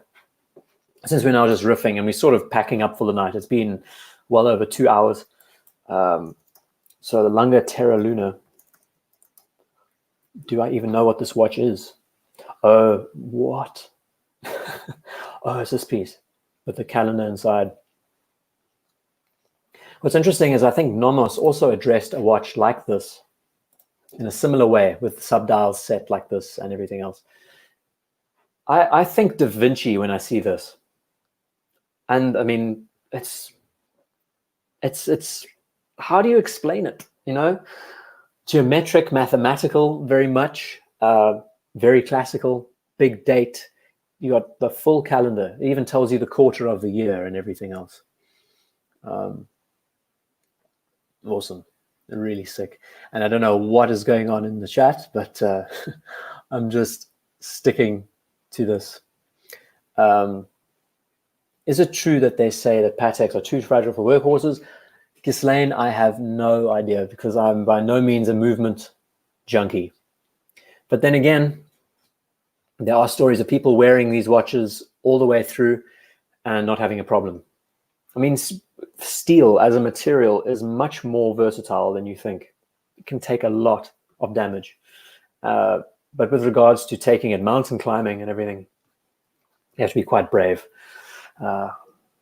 It's just, and in the AP video that I did, I discussed, I did it like a week ago, last week.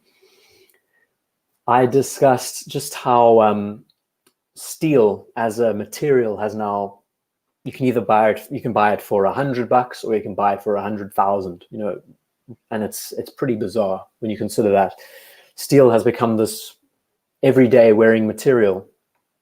But the fact that some companies charge such ridiculous prices for steel, yeah, doesn't make sense. From a manufacturing point of view, doesn't make much sense. Marketing and business-wise, it's pretty cool. Beer o'clock in New Zealand. Okay, so guys are just ripping into each other. Omega Seamaster Beef and Reef. Thank you, Cheetown. At the price you pay, would you swim in one? Exactly, Hans. I mean, it's like, I don't know. The kind of conundrum is you have to enjoy these things. You spend so much money on them, you might as well just wear them and enjoy them. And it's not like Patek gives you this huge terms and conditions that you have to fill in when you buy the watch, right? They don't have a safety hazard manual that you have to read. I don't know. Anyway, packing up and I've just arrived. Yeah, Brummy, we've been at it now for 109 minutes, according to the YouTubes telling me. Please address my super chat. I paid hard-earned money. Run the shrink. Let's see. Best watch for men in cuckold lifestyle.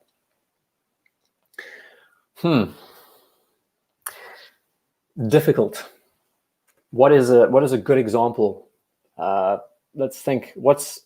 I would say a undersized dress watch is a good example, like a 33 mil manual wine Timex. Oh, that'll do it. That's the smallest possible piece. I think that pretty much sums it up, Ron. Yeah, I'm just riffing around. Don't know. We've been chatting about Lange and GMTs. There's so much going on. Jlc movements, Sinister 60s. Okay, Tippy, let's pull it up because I've asked and I've missed it a couple of times. Senator 60s. Now this is sick. I think what's very polarizing with this watch is just the way the numerals have been laid out on the dial. You either love it or you hate it. And it really does replicate the 60s reference well, right? It really has that draw from that time period. Also like the fact that the dial is bowed, and it's a cool piece. The nice thing about the way they've done the numerals is that there's still a relationship between the 3, 6, 9, and 12. So very cool. It's not a dial that appeals to me, but I mean, geez, who am I, right? At the end of the day, I just love that they've been so attentive to the details with regards to mirroring a watch at that time. They even bowed the seconds hand around the dial and the minute hand. It's beautiful, right? Very nice and understated, subtle. So I'm saying hi to everyone who's still here. Let's see. Let's see if I can catch up. This so much I'm missing on the right. So we've looked at the Sinister 60s. Clive, look at the modern steel jet just. See, I only answer chats with my name because it's easiest for me to see. Modern steel Datejust with fluted bezel. You can't tell the steel from the white gold. That's true. And there's lots of references within the Datejust line that looks, I mean, just in general, it's very difficult to tell the difference between steel and white gold in general. So what's a reference?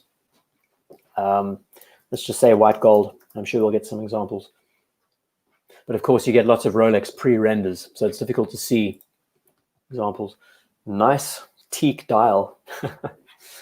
I just don't like the bling factor with Datejusts with regards to them just covering them with diamonds, and this is a Pearl Master, of course, covering them with the diamonds and blinging them out. I don't know. You have to try and sell them somehow, I guess, right? It's just a pity that the marketplace has now changed so much. These are all the watches they offer. I mean, it's a beautiful watch, right? You can't go wrong with it. Perfect everyday wearing watch. Cheetown saying the Aquanaut is a perfect watch for a hot, humid place like Singapore. Absolutely, yeah, with rubber strap and everything else. It's awesome. Yes, says Tiger. The Rolex is not worth the money. I can fully agree with that too. I said something along the lines of, I think it deserves a placement. Does the Royal Oak make a GMT? I think they do, right? A dual time. Of course, they only have the special, the concept watch. I said that this watch kind of deserves its placement in the scheme of things, just because it is like the prototype that pushed the luxury steel watch out there. But it's a double-edged sword. I mean, is it a good thing? Is it a bad thing that it did that? Price for steel isn't justified in general, if you ask me. Let's see what else is going on here. Ron, thanks, brother. Thank you, Ron. I see a super chat from Thomas. Thank you so much, Thomas. You're such a good guy, man. Jeez. And please get back to my email. I think I sent you one like a month ago. It's great being able to sit back and just chat to you all. I know I've kind of slowed down over the last hour just because this week has been rough, and you know, Saturday is supposed to be like off day. But it's so nice being able to chat with you all, and I really appreciate it. I really appreciate just the banter community, the chatting. It's awesome. Cheetown, yeah, I'm an industrial designer. Anyway, I see there's all sorts of stuff going on here. The Gmt Meteorite. I think the Meteorite dial does have quite an appeal. But again, you have to ask yourself, you get Meteorite dials with lots of other watches. Is this watch justified when you look at the pricing and everything? So this is a white gold piece with a crazed Meteorite style dial. Does it work? Is it legible? I think that's all depending on how you wear the watch and what lighting scenario you're in. I mean, the white dial on a Pepsi sort of harkens back to that vintage charm from back in the day, right? Has that sort of 60s era vibe to it, all in all. It's really, it's nice and neat. And I do like the texture, since everyone's unique and, you know, separated. Victor, welcome to the show. Nice to have you here, brother. We've been chatting now for almost 2 hours. Nice accent. South African mixed with a bit of English, mixed with a bit of Rhodesian. Yeah, it's a weird trait. It's a sick looking dial. I think it's nice, just the clash. I don't see it as meteorite. It almost looks like glacier, you know, ice. Opinion on the IWC Engineer Perpetual Calendar. Another watch that I have not discussed in any detail at all. I think I have covered it once or twice, but nothing in depth. Perpetual calendar. I'm never one to ask about these crazy complicated pieces like perpetuals because I'm not a movement junkie. I am certainly not qualified to talk about. This is a chronograph as well. Jeez Louise. I've never seen this piece before. I can say that outright. So what do we have? Month, date. I dig that. Nice to have separate dials. That is very clean. And the balance between all the sub-dials on this, it's nice. But time reading, I think, is difficult. That's what I get off the bat, just looking at the balance of everything on the dial. But again, the fact that it's a chronograph as well is pretty impressive. Okay, going to jump. There's another question by, and I missed it. Oh, geez. German watch. How many chats have been going on since I've been away? Jeepers. Instagram killed stealth wealth. It's about brand and bling now. I know. Very good line. German watch stream next. Tippy, good suggestion. Absolutely.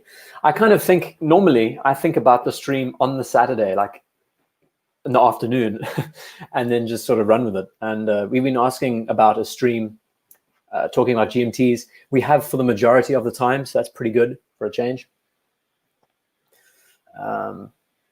Did you miss the? Yes, you did. But we've been chatting for like 2 hours at this point, and covered GMTs in depth in the beginning of the show. So Mason asks, what do you make of the Beauvais 1930? Another watch that I haven't covered, haven't looked at. Let's have a look. I'm sure. Why do they write it as 1930? I have seen this before. So this almost pocket watch conversion, extremely classical in the way it's been, inspired, and there's lots of history behind the way they've done these lugs and everything else. It's cool. The crown placement's nice. Dial is actually very neat, but it's not a watch for the typical consumer, right? It's very much a connoisseur's sort of watch. What I like is that they've kept the aesthetic very much in line with pieces of the early 1900s, or 1930 exactly. Look at that finishing. That is beautiful. Very beautiful. But I mean, it is for a very specific person, you know. Great suggestion though, Meeson. Thank you so much for that. Really like the contrast. Love the blue, love the silver and the gold. Ties it up nicely. Very high end. Vacheron 222. We can pull that up just now. There's so many. Karis, thank you so much. Thank you so much for the super chat. Really, it's not necessary, guys. Geez, and I've missed. Meteorites don't fall out. No, they don't, Clive, you're right. They absolutely don't. They don't fall from trees either. Do you think Rolex has made the Daytona into a dress watch first and a sports watch second? Cheap town. So now we're jumping to Daytonas. Let's have a chat about that quick. Depending on the model, you know. I think the gold version is more of a dress watch than a sports watch, so to say. But the newest versions with the ceramic bezel, the only reason why you would do that is for the sake of longevity and increasing the life cycle of the watch and all of those details. So for that reason, I think the modern piece is, it kind of has a sports watch pull to it more than a dress watch, but it doubles for a dress watch occasion, of course. How did I know we were going to jump to Daytonas eventually? Geez. Neville Grimshaw, that's really cool. It's nice to hear that you're relaxing on the couch while I'm slaving away. So yeah, these references with the rubber straps and everything else, again, it's kind of like, it's so difficult to define because of the ceramic component, because of the rubber strap. It brings down the presence, the tone of the watch on the wrist. Let's see, show the Daytona with a black mother of pearl dial. Let's have a look. Got to type in the reference. The reference is 116503.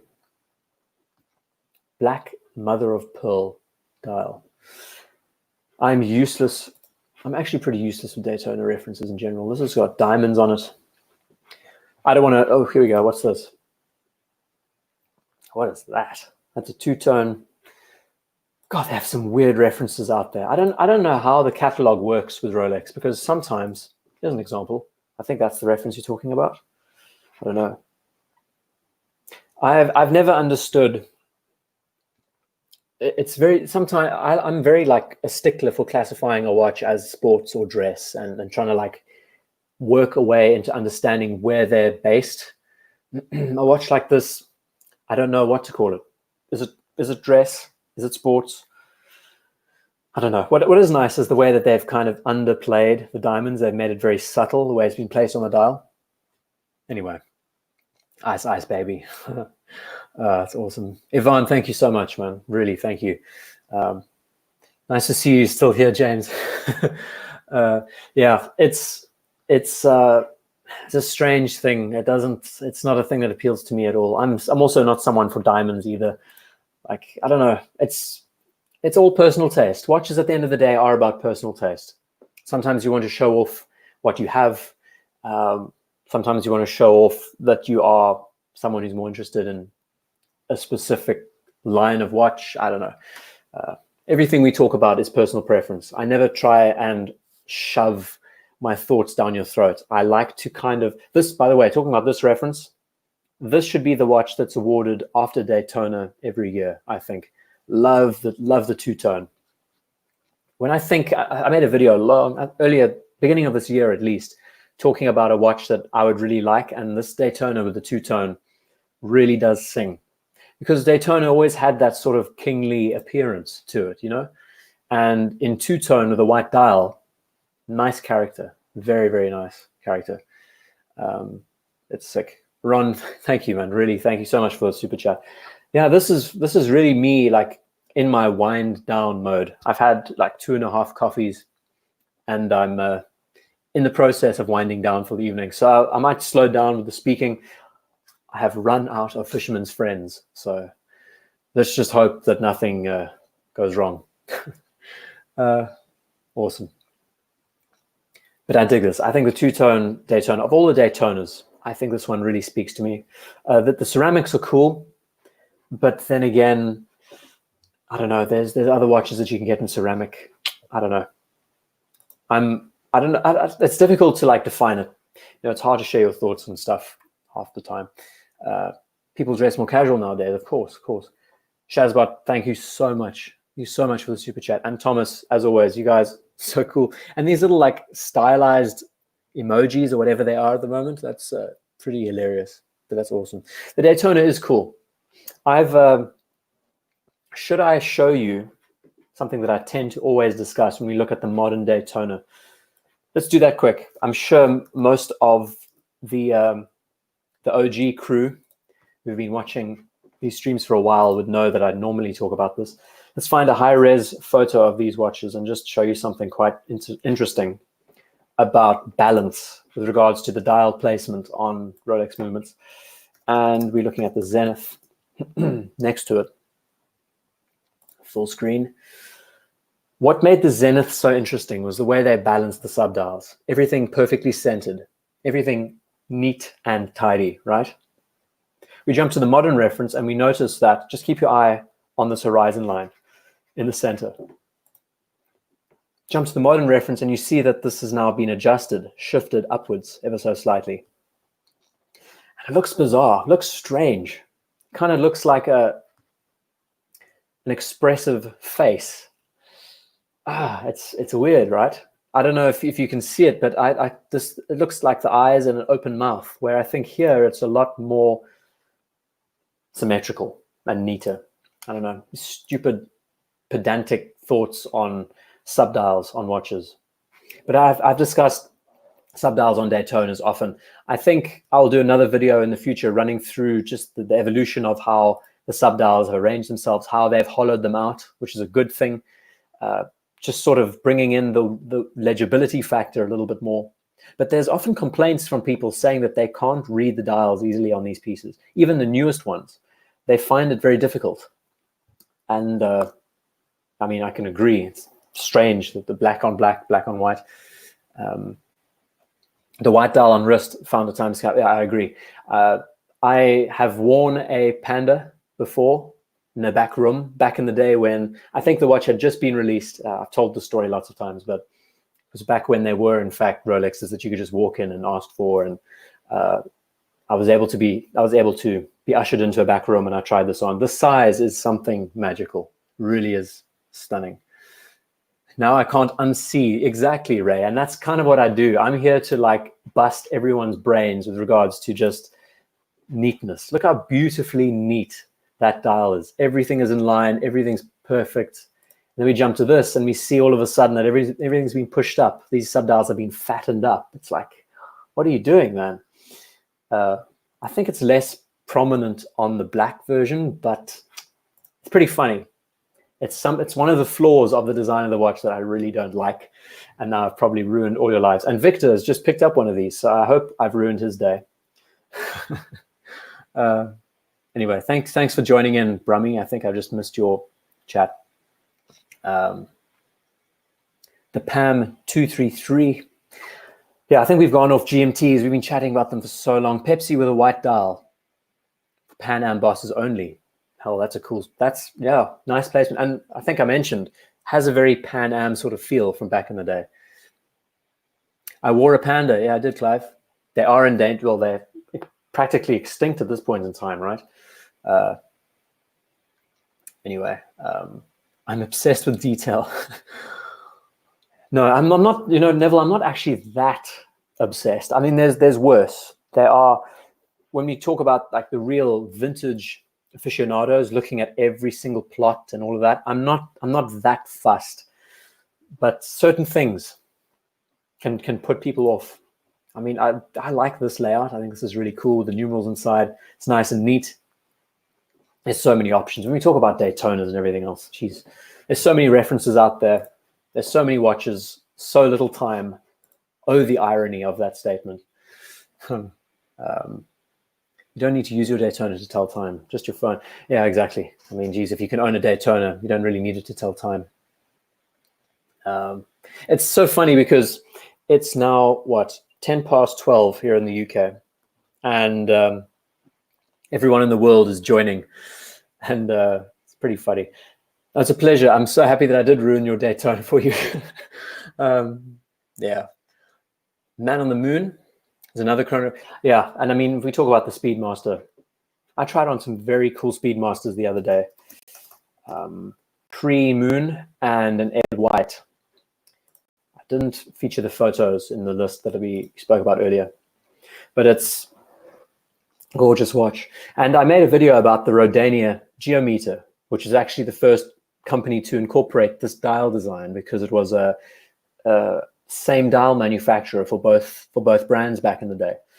So Omega made this famous, but Rodania were the first, or Rodania were the first to actually use the dial design. Anyway, let's see if I can catch up with everyone else. I miss all of these chats every single time. Yeah, he is.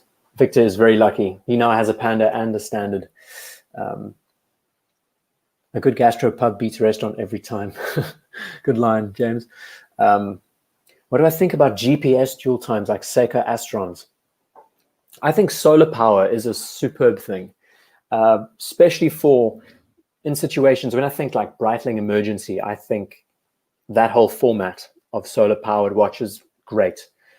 Nothing better. And if you're lost at sea, you need a watch that lasts, and accuracy as well.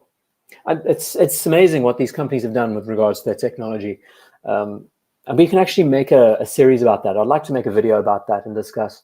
There's so much stuff to talk about. It's just ridiculous. I do all of this. I've spent about 8 months pretty solidly writing about watch design, trying to like bring a new perspective in about pieces. But the reality is, there is so much, and it just keeps getting more and more. The deeper you go into this hobby, the worse it gets, because there's just so much stuff to study, to learn, to understand.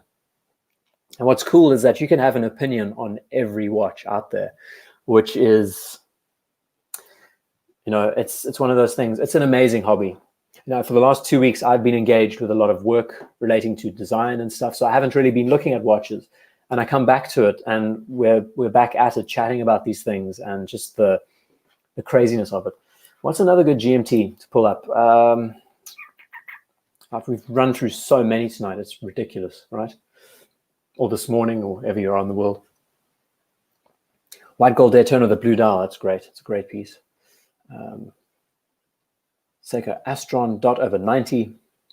So many watches, so little time and money. Yeah, exactly.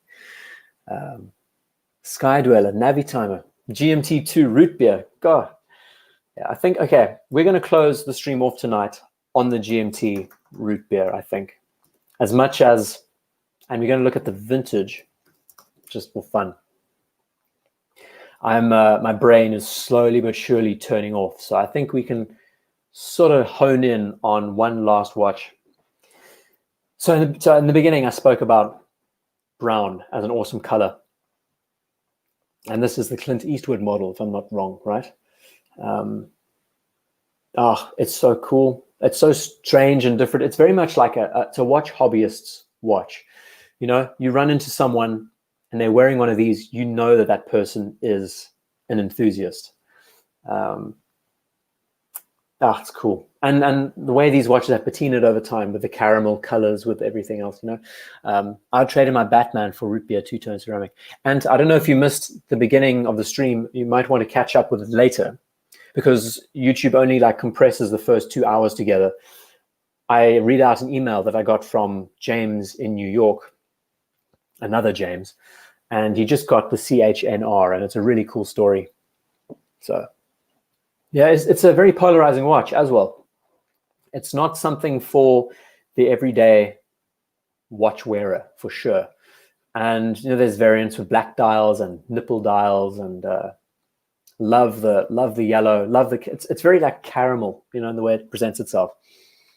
And it's a watch that appeals to me. It's stunning. I don't know. There's so many references. I think what makes Rolex, I've said this practically every stream, is that Rolex makes watches that are, they're polarizing, but with a watch like this, it's very out there and exuberant. But in general, they're accepted in the way they've been presented. You know, you look at the Explorers, you look at their chronographs, their GMTs. They're very utilitarian and simple. I don't know, there's so much to discuss. I mean, it's an amazing group. The fact that there's so much discussion about these watches even now. And what's crazy is just how the market has changed and how the world of Rolex has changed.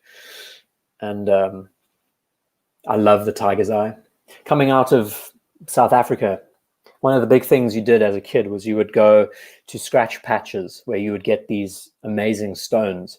And I would always be out trying to find the biggest Tiger's Eye stone I could find.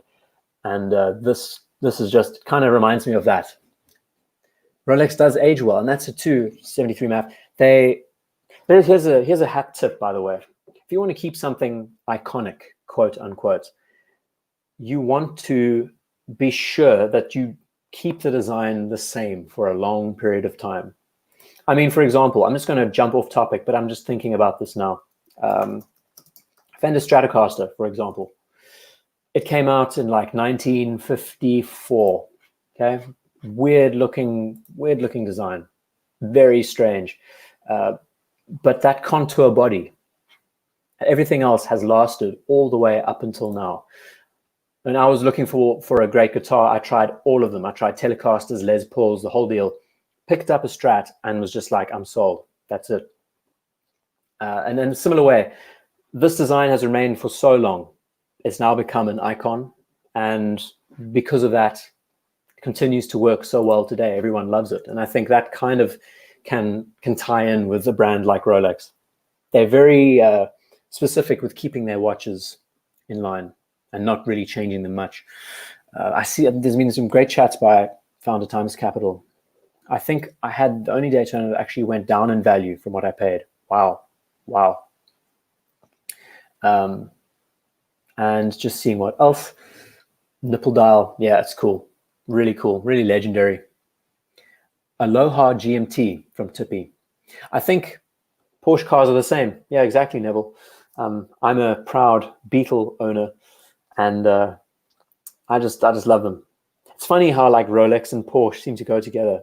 It's horrible that like there's such a cliche around people and the cars they own. When you think I don't know, a lot of these watch channels have like perpetuated Porsche and Rolex together. And it's like, yes, it works so well, but now it's getting cliche, you know? Yeah, so I'm the kind of guy, one day, I've got so many dreams. I want to convert a Beetle into an electric, as well as have just a 50s oval in the garage, black. Oh, love Beetles. They're just, You're a combi collector. That's awesome, James. Yeah, I dig them too. I love the fact that they had 5 cylinders in the 80s. The same engines that they had in freaking Audi Quattros. Awesome. Rolex sub is the Porsche 911 of divers. That's perfectly right, G-Town. I mean, and what would you call the Sea Dweller? It's kind of like the 911 Turbo, you know, just to step up. My grandpa had a Beetle. Yeah, everyone had a Beetle at some stage in their life. I mean, it's awesome. 73 MAF, Beetle, decent engine. It's pretty amazing. You know, a 1.5 is decent if you make sure you've adjusted the carbs and everything. But yeah, my dream is to get a 2.3 twin Weber carb inside it and just go nuts. I've done all the suspension mods and everything. I don't think I have any photos of it. 50s with the hot tail lights. Yeah, Bud Owens, awesome, love it. Putting 100-mile-per-hour speed in the, you'll be surprised, Clive. There are some of the fastest drag cars in the world are VW Beetles, and I mean you got to see it to believe it. They wheelie and they're awesome. I'm just scrolling around. I just love it. It's a really interesting watch. Seeing how it's aged over time, right? There's so many variants within the line. I mean, here's Bob's watches. It's crazy to see how they've changed over the years. Let's have a look. Aloha GMT, Tippy. Let's have a look at that because I want to try and like wrap up the show. Aloha. What is it called? It's called a Aloha. It is. This is not an erotic watch, is it? What is that? That's kind of cool. Dig the moon and everything else. So this is the watch that when I was talking about how the Patek Aquanaut did GMT so well and the way it's been laid out, this watch kind of struggles with regards to how easy it is to read the dial. Looking at that hand and just where it's set, it's quite difficult to make out where everything is placed at a glance, at least. You need to know the watch quite well to be able to read the time fast. Is this a micro brand? I guess it is. I like the logo. Looks very like space age. Pretty sick. What's another cool piece to pull up just as we're closing up, talking about GMTs? What else is being said in the chat? Tesla Model 3. Yeah, the funny thing is my dad is a petrol head. Like he spent all his life under a car. His dad, I mean, he had an opportunity to go and work for VW in Germany. He was found in Rhodesia, of all places, in the depths of Africa. And he won a competition. They basically asked if you could come to Germany and work. And his father said, no son of mine will be a grease monkey. Don't know where he would be if he had followed that. But he's big on cars. He loves them. I mean, he knows everything back to front. I've learned so much. I mean, we built a car together. I mean, there's nothing better than that, right? Building a car with your dad is just a dream. And he loves electric cars. And it confuses me because he's been a petrol head all his life. He sees the Tesla and he just loves the fact that it goes from 0 to 60 in like 2 seconds. And he just wants a Tesla all of a sudden. I'm like, but Dad, it's electric. And, you know, talking about Super Beetle, Clive, my dad had a Super and it was awesome, right? Just seeing what else is going on. Talking about 54 Oval, 73 911 RSR. Oh. And that works perfectly, James. Really does work perfectly. I would love to get some actual hands-on time with a 911. I learned how to drive when I was about 10, and I've been doing it ever since. And it's awesome. Raced cars, and it's awesome. What else is going on? Talking about Sky Dwellers and Aquaterras and good grief. I think we are going to close up the stream for the night because it's been just over 2 hours, almost 2.5 hours. But we can sort of still getting suggestions. Matthew P talking about Mont Blanc. Geez. Yeah, I think I want to back off on the streams now. We've been scrolling through pieces for hours. If you missed the stream earlier on, it will be up on the channel, and we chat about GMTs for a good 1.5 hours at least. I run through some awesome pieces, great stories. I just thought to bring it together, we'd close on one of these. So what I'll do is I will stop sharing the screen. I think we've kind of reached that point where it's like we've hit that point in the evening where everything's cooling down, we're sort of winding down. But it's been a great stream. It's been nice to chat. And German stream next, Tippy, talking about Fliegers, talking about what other, you know, just German watches in general, Saxonian design. Of course, we could do that. That would be awesome. And James, yeah, absolutely. Mark P, I'd love to meet Mark P as well. We all need to have like a meetup somewhere. It'd be nice to have some kind of meetup in London or Hail Horology. It's funny. No, you guys are great, really. And Moon Phase stream. How long will that last? Yeah, you guys have been great. I love chatting like this. It's great to just catch up with all of you, hear your news. The banter is always good. 42 better than 40 DK. It depends on the watch. I think for a dive watch, 42 is pretty great. For an everyday wearing, it's also related to wrist size. That's important. And yeah, James, we're going to arrange a meetup. I'll let you know my news. I'm pretty sure January we can make a plan if you're available. That would be awesome. But you guys are so cool. I really, and this is the time when I can just sit back and chat to you all because, you know, the weeks get in the way of things, work gets in the way of things. And this is a time when I can just catch up and get back into watch-related stuff. Haven't been looking at watches for the last 2 weeks, really. So it's nice to just wake up and get into watches again and everything else. Just wear a G-Shock in London. It's a good line. Yeah, it'd be awesome. I see Ray. For the future, I'd love to learn how manufacturers integrate the golden ratio into their designs. It's, I mean, I could do a full series or one long 20-minute video running around golden ratio. I don't fully understand it, truth be told. It's one of those things that's very like mystical, talking about rule of thirds and balance, and it's complicated. It's not just the simple, this fits, so therefore. I did a video, Ray, if you haven't seen, I did one about the Lunga 1 a couple of months back, talking about why it's considered perfect. And I run through and I draw diagrams on the watch, seeing how everything's balanced, and it's beautiful for that reason. It looks asymmetrical, but it's actually perfectly balanced and symmetrical. It's great. Yeah, James, I don't know how. I think it's my voice. I think everyone just likes me talking. I should narrate. I should do like a narration series. IDGuy reads, and I just sit reading about, you know, whatever. Read through a man and his watch live for everyone. Yeah, so Ray, I did a Lunga video earlier this week, and I do link to the Lunga 1 video inside it, so you might want to have a look at them both. It's really cool. There's so much to learn about the brand. If you're on Instagram, everyone listening, jump onto Lungapedia, and that's how you type it out, at Lungapedia.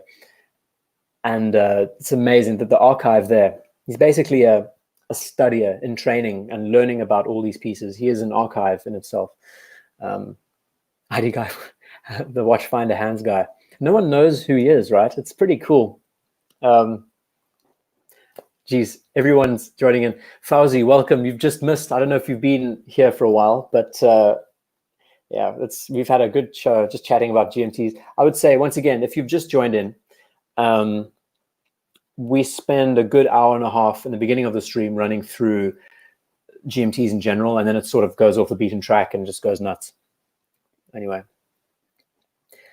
but you guys, it's awesome. And another thing, I haven't been doing many write-ups. The last actual write-up video was on AP, and I think that was 2 weeks ago. But come the beginning, at the end of this week, I will be able to sit down and do another write-up and continue. It's hard to like balance, you know. Dog Bear Global. James, I mentioned you in the beginning of the stream. I read your email, and everyone says congratulations. You can catch up in like the first 5 minutes of the stream. I highlight your story. And really cool story. So awesome. But that's it for the night, everyone. We've been at it for over 2 hours, about 2.5 hours, and I'm going to call it a night this side of the world, 12:30 where I am. But wherever you are in the world, have a superb weekend. I hope you've had a productive week. I don't know if we're going to be doing a Christmas stream this year, celebrating. But I really hope you're managing to spend some time with your families.